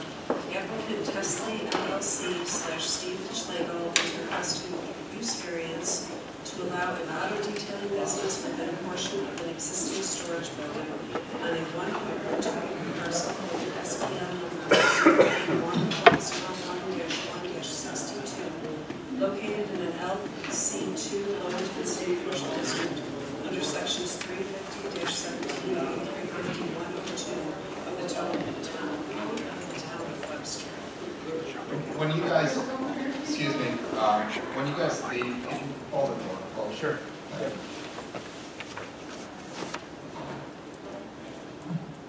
Good evening. My name is Steve Schlegel. I'm the owner of Tesla LLC, which owns 1650 West Road. I'm also the president of Steve's Cutting Edge Lawn Care, who is the primary tenant in the building, renting the majority of the space. So within my application, I filled out the use variance and the statement of unnecessary hardship. I think I kind of touched on each of those 5 points there and how I met them. A couple of things I'd like to highlight is kind of the no reasonable use of return.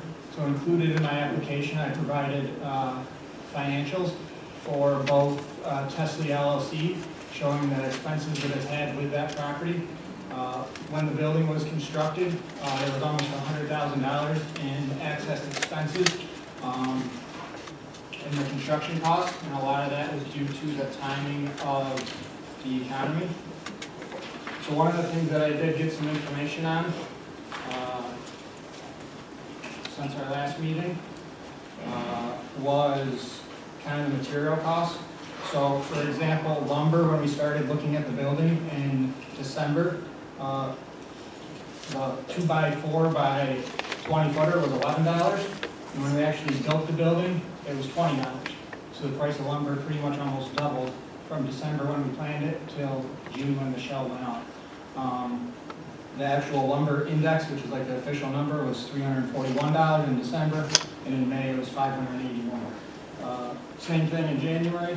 The steel index was $2.08, and then it went up to $343 by the time we built. Similar thing with concrete. When we did the floor, we actually had a hard time even getting concrete because it was when Amazon was pouring their big over 1 million square foot facility. So we had some extra costs associated with the building that we weren't anticipating, which added up to about $100,000. So what we are been trying to do in order to make ends meet, to be able to pay the mortgage, because we took out about another $100,000 on that mortgage, is to rent out some of the space in the front of that building. Our original intent, and our intent still is to have all of that space and use all that space to store our tractors for our landscape business. But our growth has been a little bit slower than we anticipated in terms of when we need that space. So we're still probably about 3 to 5 years out from taking that space back. So for the next few years, we're trying to rent that space out and then be able to kind of pay off that extra $100,000 that we weren't anticipating having to take on. So that was kind of the no reasonable return. The unique circumstances on that. What we're looking to do with that property, we have tractors come out or go out for snow removal, come back. We got to clean them out after they get back, go through them, kind of shine them up. And the proposed tenant does automotive detailing. So it's the only difference really there is he's doing it to a car, we're doing it to a tractor. The proposed tenant is actually one of our employees that does snow removal for us. Essential character. There's a lot of businesses in similar nature if you go up and down that stretch of 104, whether it's auto detailers that are there, whether it's full-blown automotive shops, which is not what we are proposing. We're just proposing for, wash wax on the outside of the car and a lot of interior detailing, so vacuuming out, shampooing, stuff like that, and not automotive repair. And those things are occurring up and down that section, which is zoned LC2 right now. I talked a little bit about the not self-created and all those expenses that we had. We did try, we had an ad out there to rent it, and a lot of the responses that came back were all automotive related, a lot of them with a higher intensity automotive than what we were seeking for today. There's really no other remedy that we can come to because of that extra $100,000 we had to take out. So I did include a copy of the Steve's Cutting Edge Lawn Care tax return from 2020. That's the most current one we have because they haven't been done yet for the past year. And on that tax return, I have copies of the full tax return if you want to see any of the numbers that are blacked out.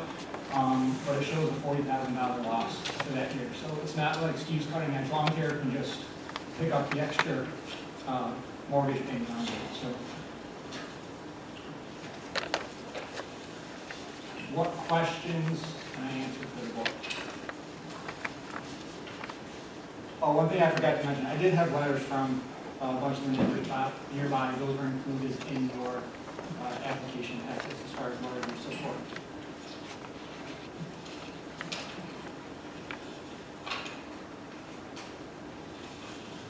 So just for everyone's awareness, this building was constructed when? 2021. I think I have that. COO was granted in 2021, Yes, the fall of 2021. is when you opened, Yes. so you started construction? We started in June. We started the application process with the town December, January, and then we went through the spring months, and then we got our building permit right around June, and that's when we started construction. So the cost between January and June on that building went up $100,000. Right, but you started construction after you knew the cost went up $100,000. Correct. So we were renting a previous building at 190 Phillips Road, and that's where we were housing our tractors. And that property was sold. We tried buying that property, but we were not able to buy it. So without this property, we had nowhere to store our tractors, and we had nowhere to keep our tractors to continue servicing roughly 1,500 Webster residents with snow removal service. So we were going to have to discontinue that service for the residents if we didn't put up construction. I guess I'm just concerned about, from the financial hardship, you self-elected to construct something that was $100,000 above your business plan numbers. Does anyone have I'm trying to look up the allowed uses for the LC2?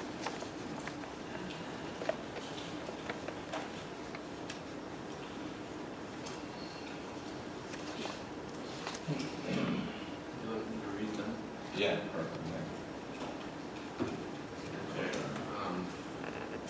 so all of the permitted uses, which are also in LC1, there's about 40 of those. Just highlight it, so. Accountant or architectural office, attorney office, barber shop or beauty shop, clothing and dry goods store, florist, dry cleaner, liquor store, laundromat, musical instrument repair shop, photography studio, retail print shop, taxidermy shop, upholstery shop, videotape store, watch repair shop, and then getting into the LC2 district uses, a bank, credit union, takeout restaurant, communication tower, mini storage or self-storage facilities, and any other similar uses which are not permitted in any other commercial district. Well, the video store, we really need to clean up on our code. We sure do. So that was one of the issues that,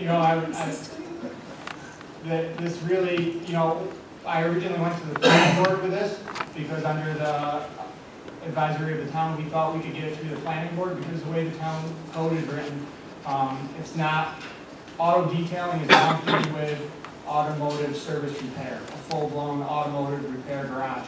And that's not what we're trying to do, but the town's code does not distinguish those two. So what we're trying to do is a much lesser level.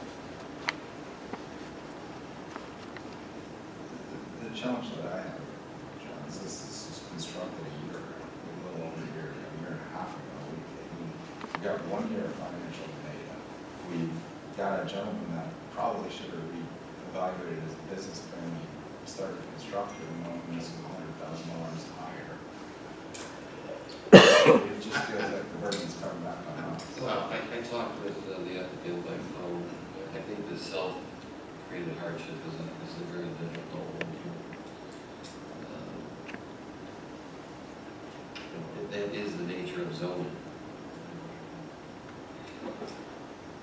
Case law is replete with, the zoning board can't fix the difficulties of an owner who paid too much for the property. In the final analysis, that's really what we have to. I just want to make sure I understand one thing. The alternate uses that are allowed include an automotive use, but a more expansive use than this one? Did I hear that right, or am I misunderstanding? No, can you repeat the question? Well, I was looking at the case law, and I heard the tail end of what the applicant said about. I think I understand your question, if you want to chime in, Josh, Okay. after. So the last one Josh read was any other use not listed anywhere else in the town code it could include. And in the town code, it does call out automotive use in a medium intensity area, but it does not call out auto detailing. So the town's viewpoint, to my understanding, correct me if I'm wrong, Josh, they lump anything having to do with a car under that one category right now, which requires that very high level of. That seems to be how it's historically been handled. I don't necessarily agree with it, but that is how it's been handled in the past. Well, but it doesn't, it says other similar uses. Which is very similar to what we're using it for now. We're washing, waxing, cleaning out the inside of a tractor. It has an engine and 4 tires. We just want to do that to an automobile.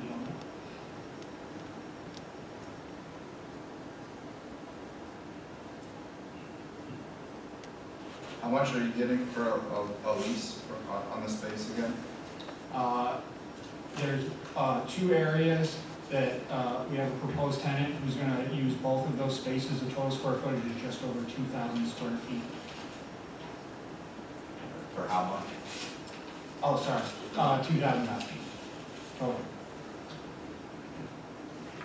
Per month? per month.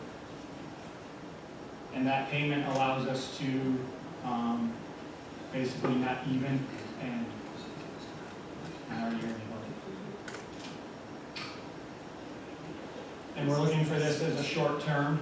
I don't know if that's a condition that the board would entertain putting on it, or if it would just be for a blanket use, but we're just looking for the next 3 to 5 years so we can help pay back part of that loan.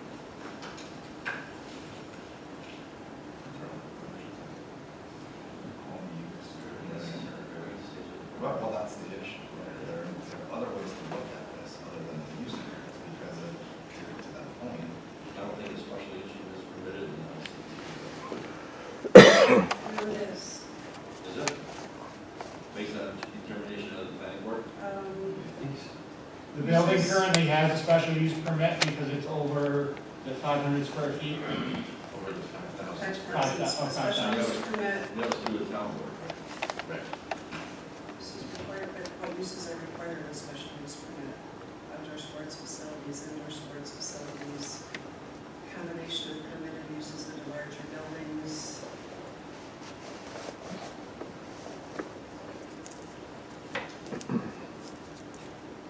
A special use permit would make more sense, and that it can be revoked, whereas a use variance stays with the property, which, while in your mind is temporary, it isn't according to the law. Sure, and I understand that, and I guess if that's the avenue I need to go, I can certainly seek that out. I understand the use variance stays with it, and that would be okay. I guess my message to the board is I'm just looking to use that for the next 5 years. If it's with the property, it's with the property, but, and I already went to the planning board once, and now I'm at the zoning board. If I need to go back to the special use board, or the town board for the special use, that's certainly something I will do, but the reason I'm here is, one of the reasons is the financial hardship. And every time I fill one of these processes out, it drags it out another month or 2, as well as the application fees and all of that. But if that's the process I need to follow, I totally understand that. But there was a recent use variance granted within, I think, the last year or 18 months for an auto detailer in the same LC2 district. I understand the terms were slightly different with that, but it was out of a residential house for auto detailing. That's correct. Well- This board addressed that, and those circumstances are quite a bit different than what we're talking about here. We won't get into the details, I think you know enough about both applications, so. Well, and we'll leave it at that. typically, a use variance for financial hardship, the board is approached after years of trying to market the property.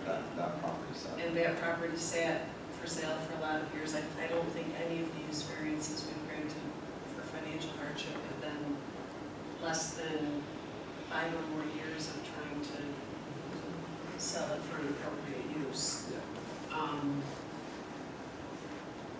So it's just struggling to, the time period isn't significant enough to prove a financial hardship as opposed to, I want to say being a business decision because the market just flipped upside down on everybody.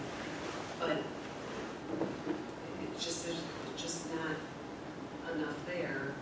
And then the other question I have that maybe matters, maybe doesn't, is for $2,000 a month for that kind of space for somebody to wash and polish and make the inside of my car nice, how many cars have to go through there for that? That seems like a lot of traffic that would not normally be at the site, but I've never hired somebody to detail my car besides a Delta sign, so. He does usually 2 or 3 cars a day. Each car is anywhere between $200 to $500 for the detailing work on the car. So a lot of it is like higher end, nicer vehicles. It's not your $50 Delta Sonic, quick in and out, 20-minute later. The cars are all stored inside if anything is left there overnight. And customer drops it off and then they pick it up a few hours later. There's very little outside stuff going on there. So most of it's all inside. No, if, With greater use variance, that means that entire building comes from, at some point. Yeah, How do you control how that? would you enforce it? That's the the issue. operation. But the better option is the special use permit, which Gives the council control. gives them a lot of control, to establish deadline.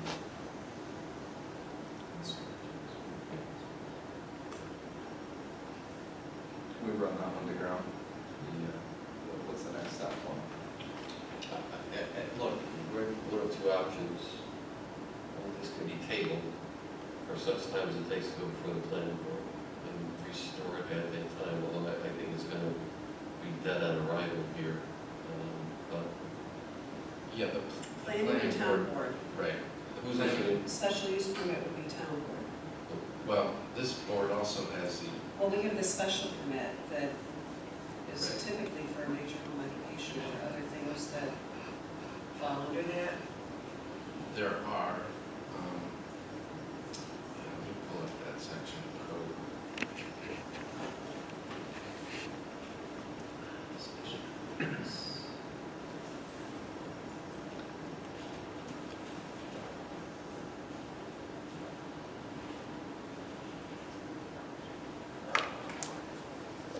So the special permit process for the zoning board of appeals, the purpose would be special permit uses or those uses having some special impact or uniqueness which requires a careful review of their location, design, configuration, and special impact to determine, against fixed prescribed standards, the desirability of permitting their establishment on any given site.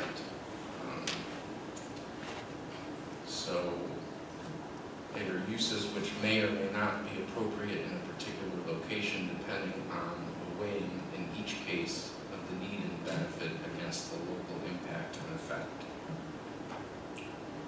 So there are standards associated with that type of special permit process for the zoning board. Well, I know we've used that on a few occasions and conditioned it fairly strictly and left it for review if it doesn't go as promised, the board can revoke that special permit. Right, it can be granted for a period of time, a specific period of time, and it would also require approval of this board for any future modification or expansion. And didn't we do that with the, was it chickens and We did it with the pot-bellied pigs. Yeah, we did it for landscaping business at Park Drive. We assessed it after a certain period of time, it was like 1 year. So that would be one particular option.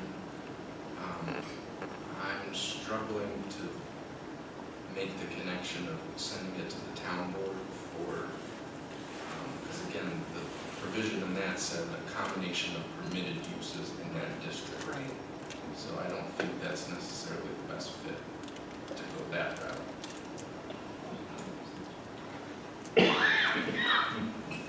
And we already brought this to the planning board under the provision in LC2 that allows them to provide a finding that it's similar to other permitted uses, and they felt that it needed to come to this board. They didn't feel comfortable making that decision.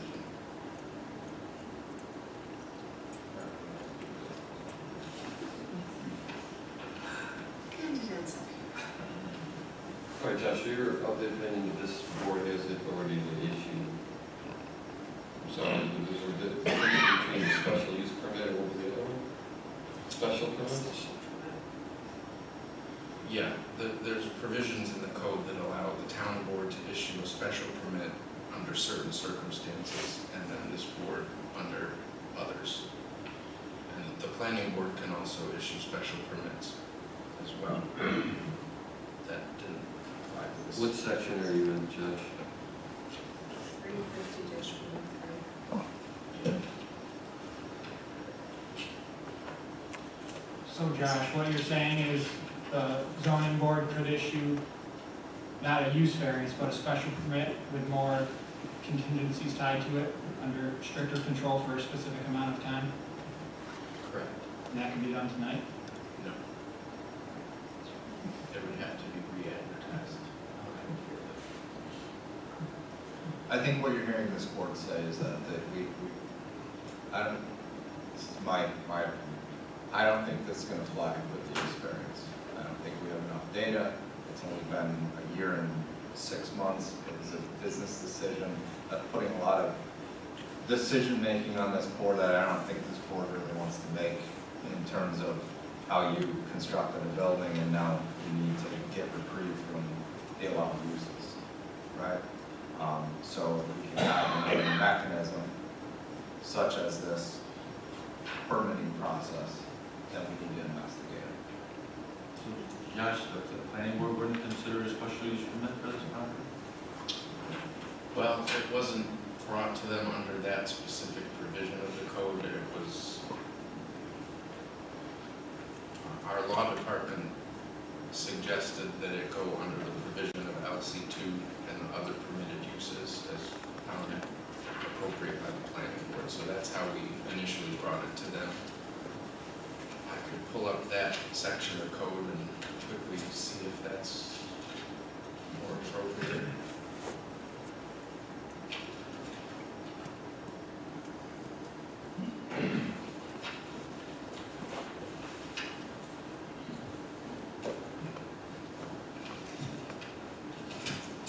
What section is that under? So the planning board special use permit process would be 269-18.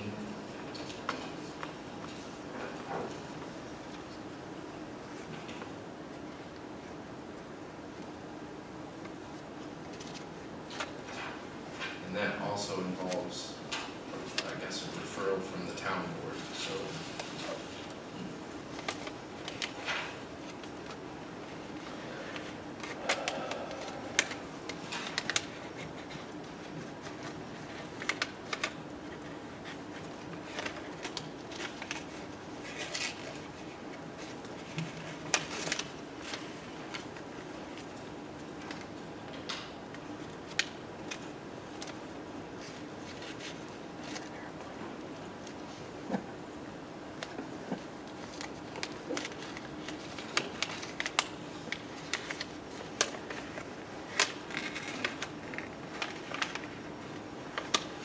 And the criteria set forth in 269-32 and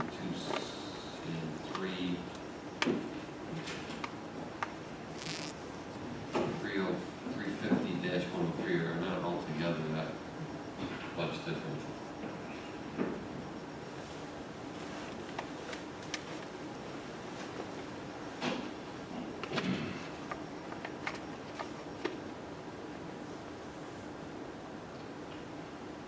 All right, I don't believe this board's gonna act on use variance request this evening. I think we need to look at these other two avenues from the planning board, the special use permit or the special permits under the zoning, section 350. So, how do you want to handle this? Well, I agree. If that's the avenue you want to Yeah. take. So you can, if you withdraw the application, I mean, on the off chance that it's only gonna be one year's probably not gonna change the financial criteria that the board would be looking for to the use permit. But since the board's not gonna vote on it, you withdraw the application, you reserve your right to put the application back in front of this board, but as a practical matter, if you withdraw it, get back over to town hall and try to get a determination from, through Mr. Artuso, as to whether the application is best to return in terms of a special use permit before this board or the planning board. Jess, it does not have to go through town board if it goes via planning board. That's correct. I misspoke. Okay.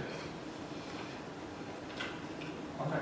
So, you did a good job by looking at this alternative route. Clearly, hands down better than this, going through this board under this application. So, discuss it with the town, see which is the more appropriate board, and then come back essentially with the plan that you have now. That's your best option. You can table this current application or you can withdraw it if you want to consult with the town and then elect to withdraw, you can do that as well. Or can you table it and modify it, or?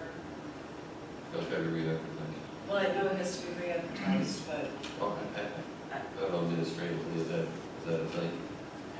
You mean process. Tabling it for the next meeting. As a special use, or as a, Re-advertising it as a special permit as I would opposed see to a that. use variance. I would see that as a new permit application. Maybe misunderstood my. What's the difference? Is it just the application fee? What's the? There's really no difference. I guess I'd just like to have some internal conversations to determine what is most, it's not. Ask it to be tabled, and if you find So if I ask it to be tabled for now, I'll work with the Yeah, town, table it. then I can always come back if necessary. You can always withdraw. then you withdraw it, and Yeah. then move forward on the special use permit. Okay, Is that your request? yes. For now, we're gonna table it to the March 14th. You're gonna work with Josh and the town. If you elect to withdraw it, then we just withdraw the application and submit a revised application for either the planning board or for the zoning board. Okay, Okay, thank you for your time. thank you. We're gonna move on to the first scheduled item this evening, 233 Inspiration Point Accessories. 233 Inspiration Point accessory structure located at 233 Inspiration Point Road. Applicant Bart Parent is requesting an area variance to allow the placement of an accessory structure closer to the front property line than the main residence associated with the construction of a 1,040 square foot accessory structure on a 1.7 acre parcel having SBL number 078.13-1-14.1, located in an R3 single-family residential district under section 350-36 of the Code of the Town of Webster. Good evening, everyone. I don't know where you want me to begin.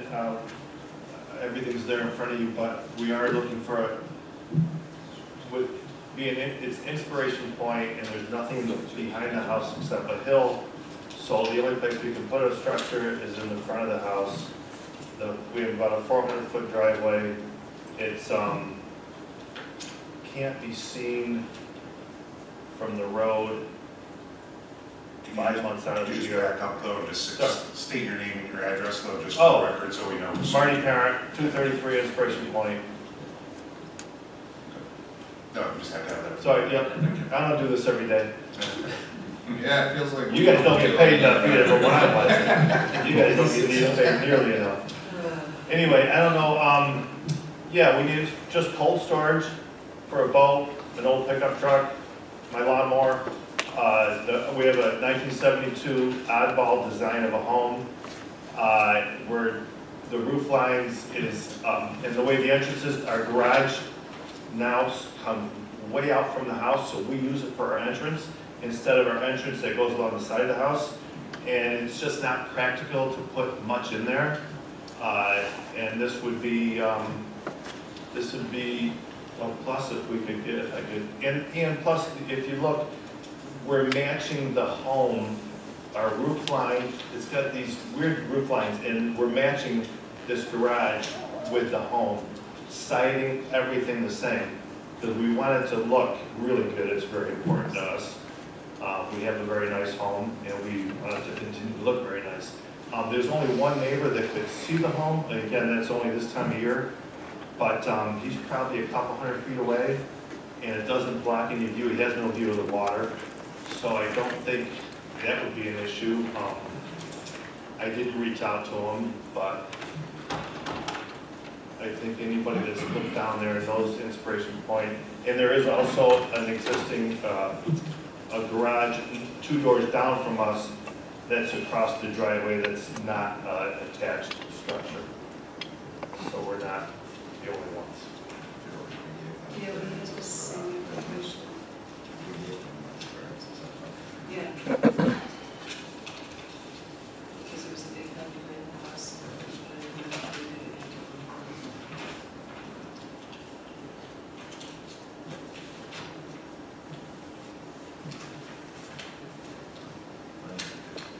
Comments or questions from the applicant?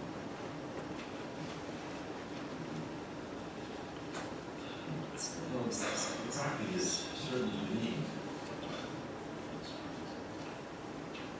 The house is pushed back as far as it can go before it goes out and tell. We did it for a reason, we wanted to do it. Unfortunately, in so doing, they prohibited anything else to be constructed on that property without a need for a variance.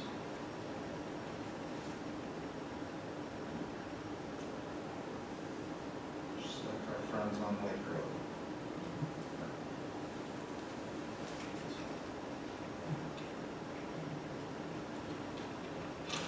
This meeting is open to anyone wishing to speak for or against this application.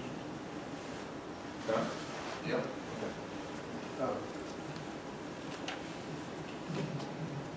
Michael? Yeah, just trade spots. My name's John Marizia. I live at 249 Inspiration Point, about 6 houses east of this. It is an interesting area. I understood Mr. House's comment that the houses were pushed back. Another factor in the difficulty in building accessory structures in this is that after our homes were built, DEC, well, the coastal erosion management regulations were put into effect, and DEC chose to map the top of the bank up close to our houses, which effectively prohibits us from building. To be honest with you, if our house is burned out, we might not be able to rebuild them in compliance with that regulation. But it prohibits us from building within 25 feet of the top of our bank, and DEC has said that the bank is right behind our houses. So there is from the time the houses were built, there's been a law enacted and a regulation enacted that prohibits us from building anything behind our houses. I certainly have no objection to your plan to build a garage there. Again, I'm not building a garage, but I share the same difficulty where it's hard to store things when your backyard is as limited as ours. And DEC says we can't do anything 25 feet from the top of the bank down to the water except put in stairs. So again, I'm in favor of the plan. Just share that there is hardship there because of the DEC regulations, and I don't really see any alternative. I share the same thing, but there's no alternative to storage from what I haven't seen drawings. We have not quite yet. That's all. Thank you. Did you come and sit through 2 hours, John? Just, I got the card and I said I want to go see what's going on, and I feel the pain, and so, Not what I yeah. expected to hear, but I appreciate it. So, You have to yes. enjoy 2 hours of, It's a lot. God bless you guys, because I didn't have patience to go through all that. John, good seeing you. Thank you. Just for the record, why couldn't you locate your proposed barns in addition to the existing garage on the west side of your existing garage? We would have a setback problem there. We're pretty close to the property on the other side there. What else? The house. So I don't have pictures of that to show you. Are there windows or doorways? There's patio door with a patio there, so we'd have to lose that patio door as well as the patio, yeah. Yeah, that was never looked at, and I'm sure that would not be an option. There's only, I can't say 50 foot maybe to my neighbor's property from there, if that.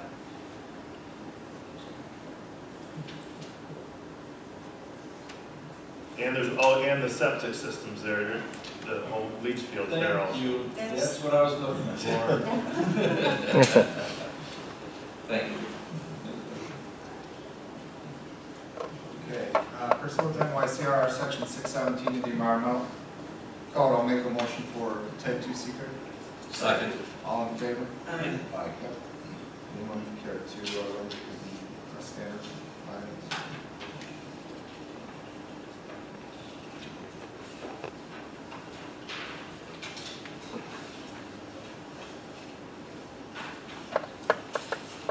Yeah,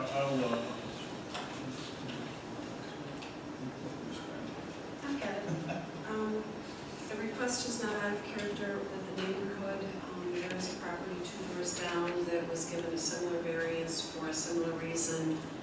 The lot itself is unique in its configuration. The houses are pushed close to, I'll call it the cliff edge, the hill edge, and DEC has limited what can be constructed behind the house up to the edge of the bank edge.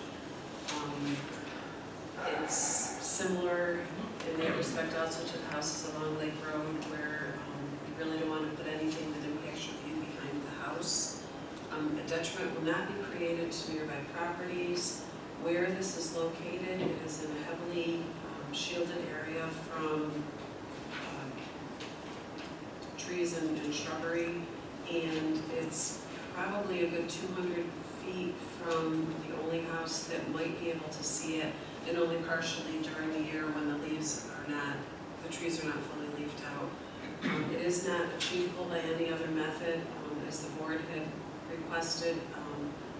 It cannot be added to the existing garage in that it either covers windows of the garage or it would be over the septic system, which is not something that you would want to happen.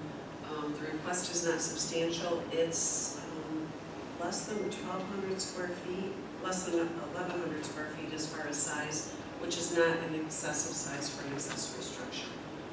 No adverse environmental or physical impacts to the site or to the neighborhood. And I would say in this case, it's not even self-created in that the builder placed the house where he did, which limits your ability to put any addition for storage space onto the existing premises. Anything else? I would just add that the applicant has designed the structure to match the contemporary design of the house. So it will blend in. Anyone care to make a motion? I would make a motion to grant an area variance at 233 Inspiration Point to allow the applicant, Mr. Mark Parent, to place an accessory structure closer to the front property line than the main residence associated with the construction of a 1,040 square foot accessory structure and a 1.7 acre parcel having SPL number 078.13-1-14.1 located in the R3 single family residential district. Second. Mrs. Bola? Aye. Mr. Hubble? Aye. Mr. Stefan? Aye. Mr. Brown? Aye. Mr. Newton? Aye. Okay, you got your variance, couple conditions apply. You must obtain all necessary governmental permits, including a town building permit, and 1 year meaningful construction is set to expire 1 year from this evening. Okay.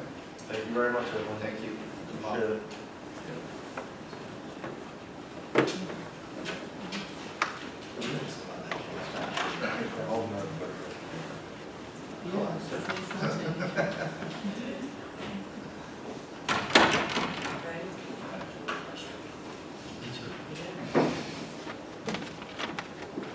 Yeah, we're just gonna take a 3-minute pause.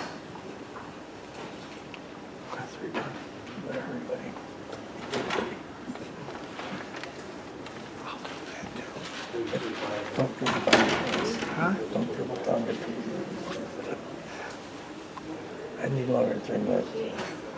Shut that off. Yeah.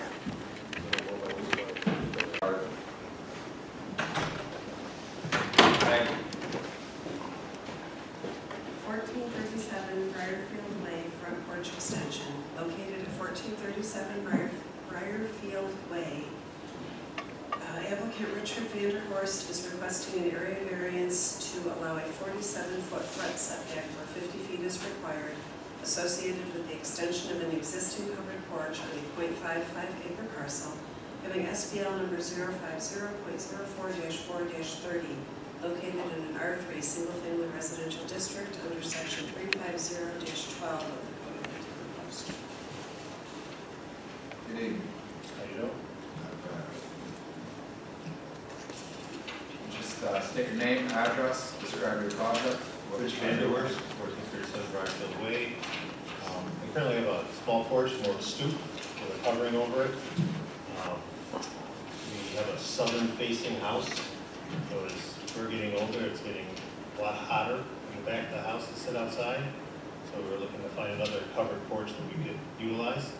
So the front of the house has that space, except in order to make it wide enough just to get a couple of chairs and a table on, I needed to get about 34 inches or 31 inches into the setback.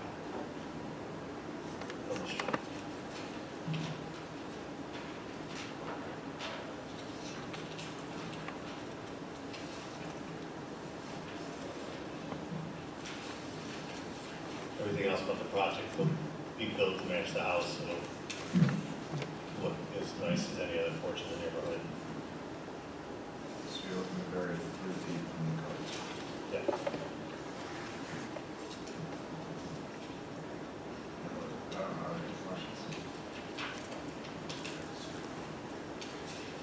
This meeting is open to anyone wishing to speak. Yep. This meeting is open to anyone wishing to speak for or against this application. Can you please state your name and address? I'm getting there, I'm getting there. Yeah, take your time. Oh, trust me, I just ran. Hi, Kirsten Campese, 1441 Briarfield Way. I spoke the last time when he was putting his extension for his garage. Good neighbors, fantastic neighbors. I know what he wants to do with his porch. Unfortunately, he's got champagne taste on a postage-sized lot.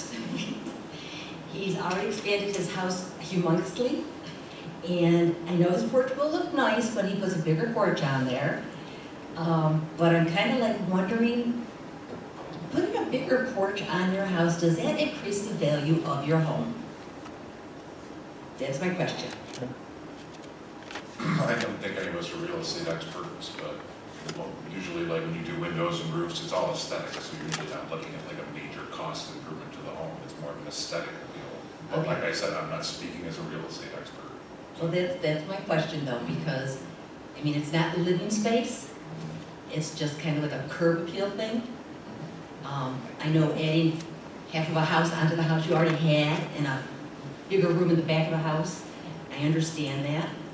But having a bigger porch, not necessarily.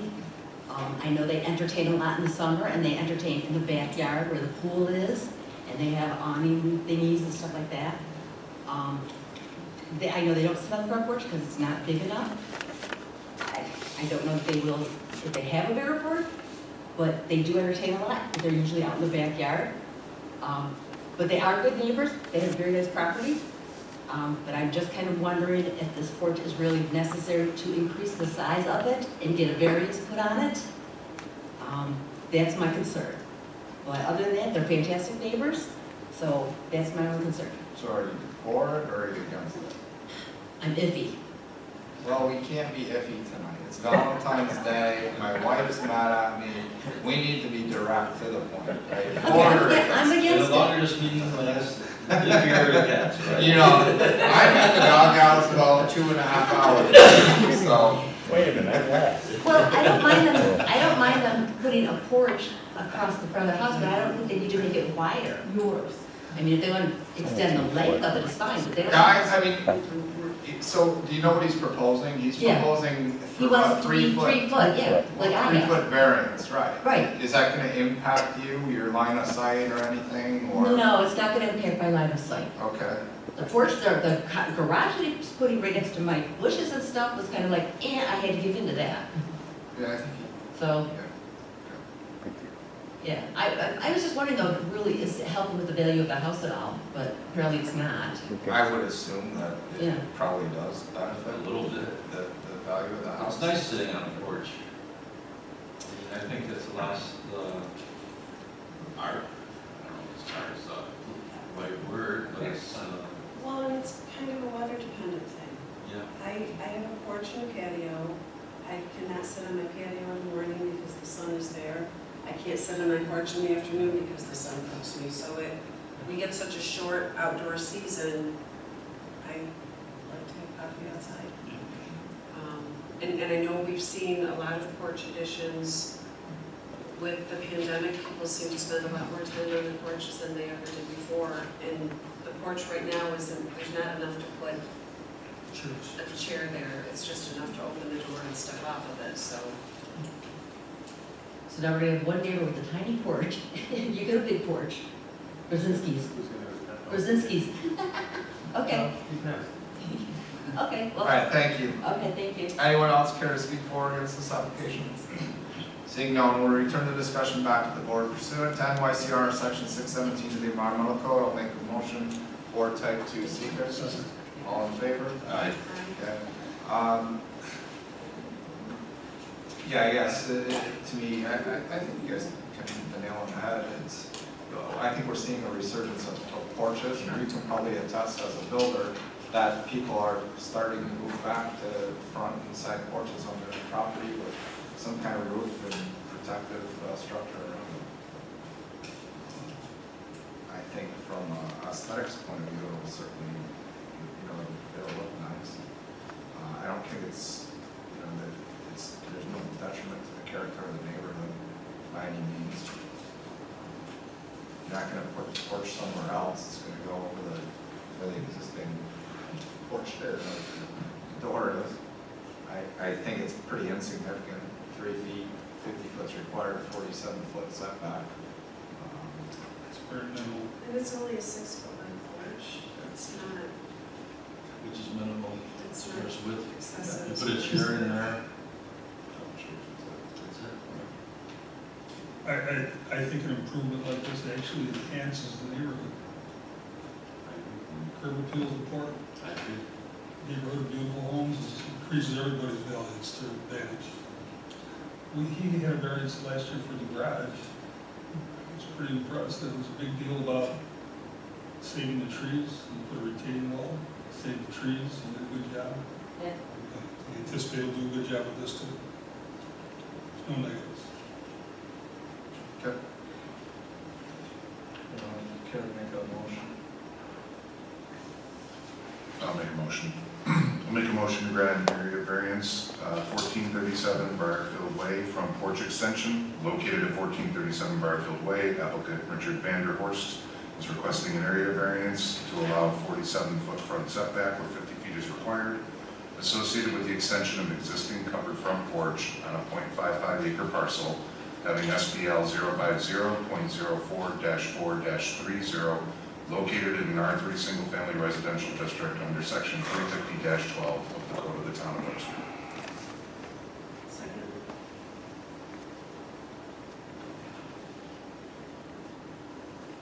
Mr. Stockenberg, Aye. Mrs. Bola? Aye. Mr. Hauser? Aye. Mr. Barone? Aye. Mr. Newton? Aye. Okay, a couple conditions apply, must obtain all necessary governmental permits, including a town building permit, and 1 year meaningful construction is set to expire 1 year from this evening. Thank you very much, appreciate it. Okay, last application on the agenda this evening is 1008 Glen Edith Drive. 1008 Glen Edith Drive dock setback, located at 1008 Glen Edith Drive. Glen Edith Drive, 5-Star Chili Properties LLC is requesting an area variance in public hearing to allow an 8-foot side setback where 10 feet is required, associated with the legalization of an existing 4-foot wide by 50-foot long permanent dock on a .35 acre parcel having SPL number 078.18-1-80 located in an MHR medium-high residential district under section 186-13 of the Code of the Town of Webster. Good evening, board members. Bill Howard, owner of 1008 Glen Edith Drive. I had requesting a side set variance for the dock that was installed by a contractor that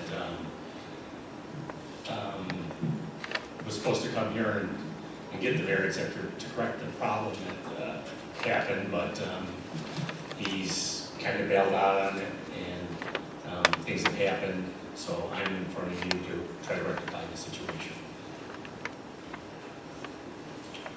You noticed the dock was in violation?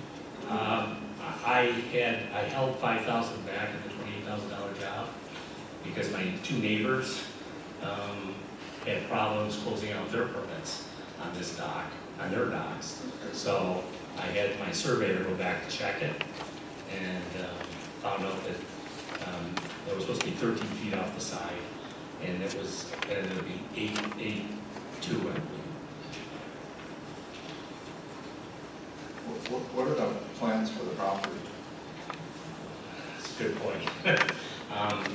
My wife and I purchased 1008, 1006, and 1004 Glen Edith.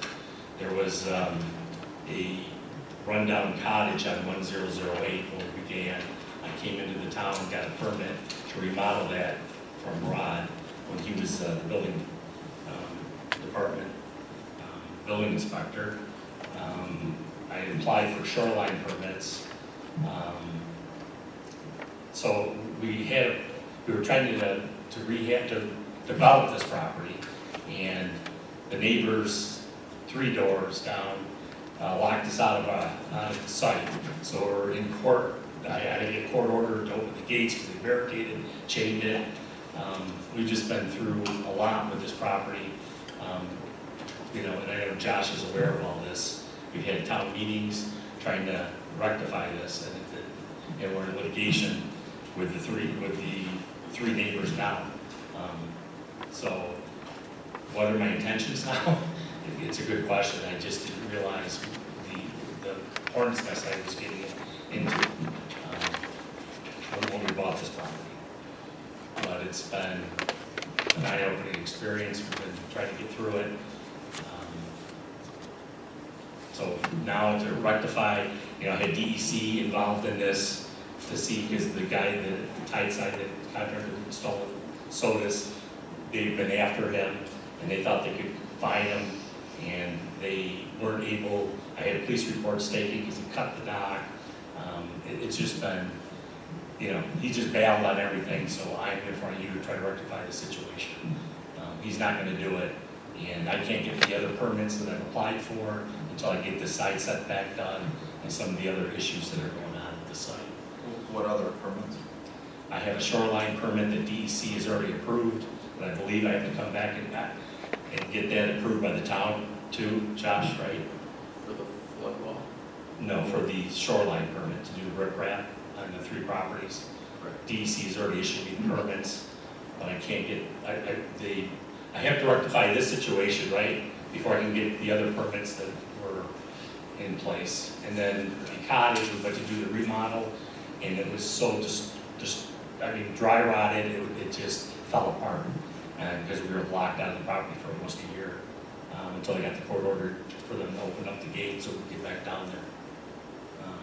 So that's totally down now. So we've got to come in and get new permits for that. Is this associated with a house? It had a house there. There was a cottage. Now it's tore down. That's what I was questioning, what the intentions are.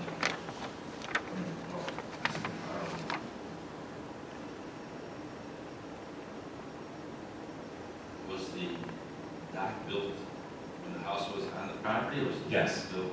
Yes. And then you tore down the house? Yeah, we had a building permit, remodel permit for the cottage. We applied for the shoreline permits, which we got from DEC. And we also came in and got the dock permit from the town and LDEC. But then when we installed it wrong, the contractor, and Okay, that updates me, thank you. yeah, Yeah, to Mr. Oliver's point, that typically there's a house associated with the dock or a barn. There's a house associated with a pole barn, just doesn't sit on a vacant lot. But it sounds like you're going through the process to try to get back to construct a house or a cottage on the property. Am I correct in that? well, now we can't remodel it because it was so, No, understood. Yes, the You're- answer is No, yes. yes, you're in the process of moving toward correct, reconstruction Correct. of a new house or a Correct. cottage. correct. Yes. And that's key to this application, right? Because you can't just have a dock floating on, it's embedded. You get my point. Right, and my neighbor is also attached to a letter there, Anthony Bergeron, who has no issues, because it's kind of unique, it's a unique property, it's kind of, and I showed you the pictures, it has no impact with the neighbors, it's in a old, I'm the last part of Juanita, I'm the last area there, so there's no neighbors to the south of me, or north of me, it's just to the south.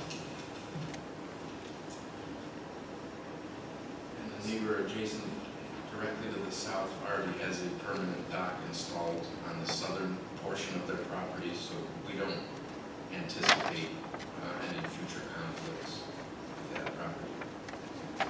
Is there any way to condition this around future construction? I know you're in the middle of a lawsuit, you're in the middle of several different things here. I guess this is more towards you.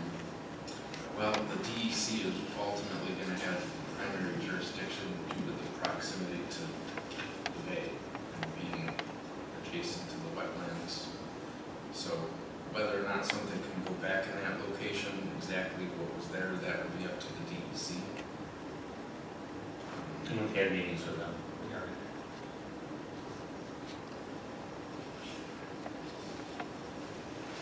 Tell me the record of the original structure on that property.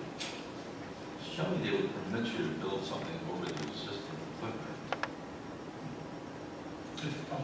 If there are foundations.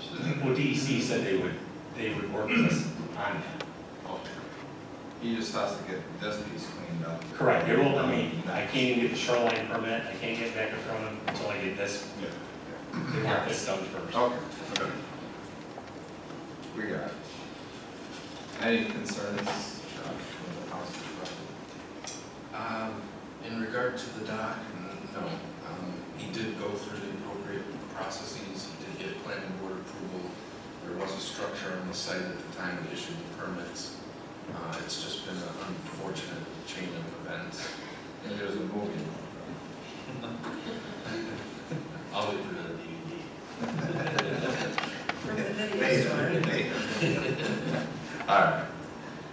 What are we at here? Did we open this up to vote? No. This meeting is open to anyone wishing to speak for or against this application. I think that should be approved. Say, Happy Valentine's Day, that's my wife. say. At least you brought her with you. My wife didn't want to come and sit here. Happy We actually flew back Valentine's from Aruba to be here. Okay, seeing no one, we'll return the discussion back to the board. Pursuant to NYCR section 617, the environmental code, I'll make a motion for type 2 seeker. Second. All in favor? Aye. Okay. I'll go through the standards. There's quite a hike down there, by the way. Anyways, I don't see any detriment. There's nothing wrong with that. You can see from the photo. oddly, I saw two property things about a foot and a half apart. Both had ribbons on them. That may have added to the confusion, installed it, I don't know. Well, I actually had stakes with wooden stakes, so those pins. No, there are pins. Yeah, those are from the But that's wooden besides stakes. the point. It's just, anyways, there is no detriment to nearby properties. Gentlemen relied on the contract to put the dock in the correct location. Unfortunately, didn't do that. The dock is built, it's in good shape, it would cost a lot of money to move it, and there's no detriment to anybody. We haven't heard any objections from the neighbors. The request is not substantial, it's only 1.3 feet, is that correct? 1.3 feet. Yeah. So, you know, it's very, very minimal. No, excuse me, it's a 2 foot. 8 foot is where 10 is required. Difficulty is really not self-created, and that somebody else made a mistake. Unfortunately, things like that happen. There is no other dock and be right next to it, so they won't have a problem with the boat on one side running into some of the neighbor's dock and so on and so forth. As Josh stated, the neighbor already applied for the permit, was going to put the south side of his property, so it would be substantial distance between the docks. It's not undesirable. It's just a simple dock. Gentlemen, unfortunately trusted the contractor to put it in the correct location. The request is not significant. It's only 2 feet. 10 required. Anybody okay? I have a question. You're showing 3 different lots here. Are you combining all 3 lots? No, well, again, depending on how DEC, I think we have to keep 1008 separate for the pre-existing There's no cottage that was plans to there. work on And then we probably might put 104 to 106 together for the future. So,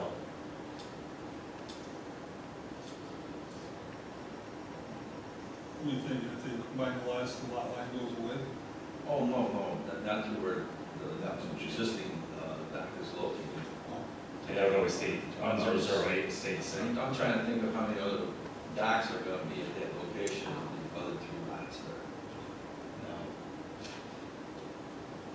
We have trees, it's all private, there's no other, we wouldn't want I'm to, very familiar with that. yeah, don't want to disturb any of that.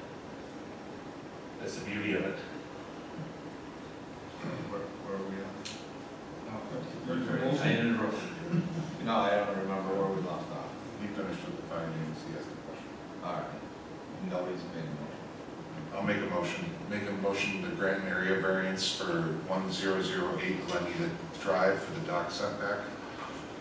Located at 1008 Gleneda Drive, applicant 5 Star Jolly Properties LLC is requesting an area variance to allow 8-foot side setback where 10 feet is required, associated with the legalization of an existing 4-foot wide by 50-foot long permanent dock on a .35 acre parcel having SPL 078.18-1-80 located in the MHR medium high residential district under 186-13 of the Code of the Town of Webster. Son. Mr. Stefferman? Aye. Mr. Brown? Aye. Mr. Hauser? Aye. Mrs. Bola? Aye. Mr. Hilton? Aye. Okay, you've got your variance. Thank you. The conditions, you already got the building permit, that's already taken care of, so there's really no conditions. Thank you. Okay? Good night. Good night. Thank you. That concludes this evening's meeting. We do have one administrative matter, January 10th, 2023, approval of meeting minutes.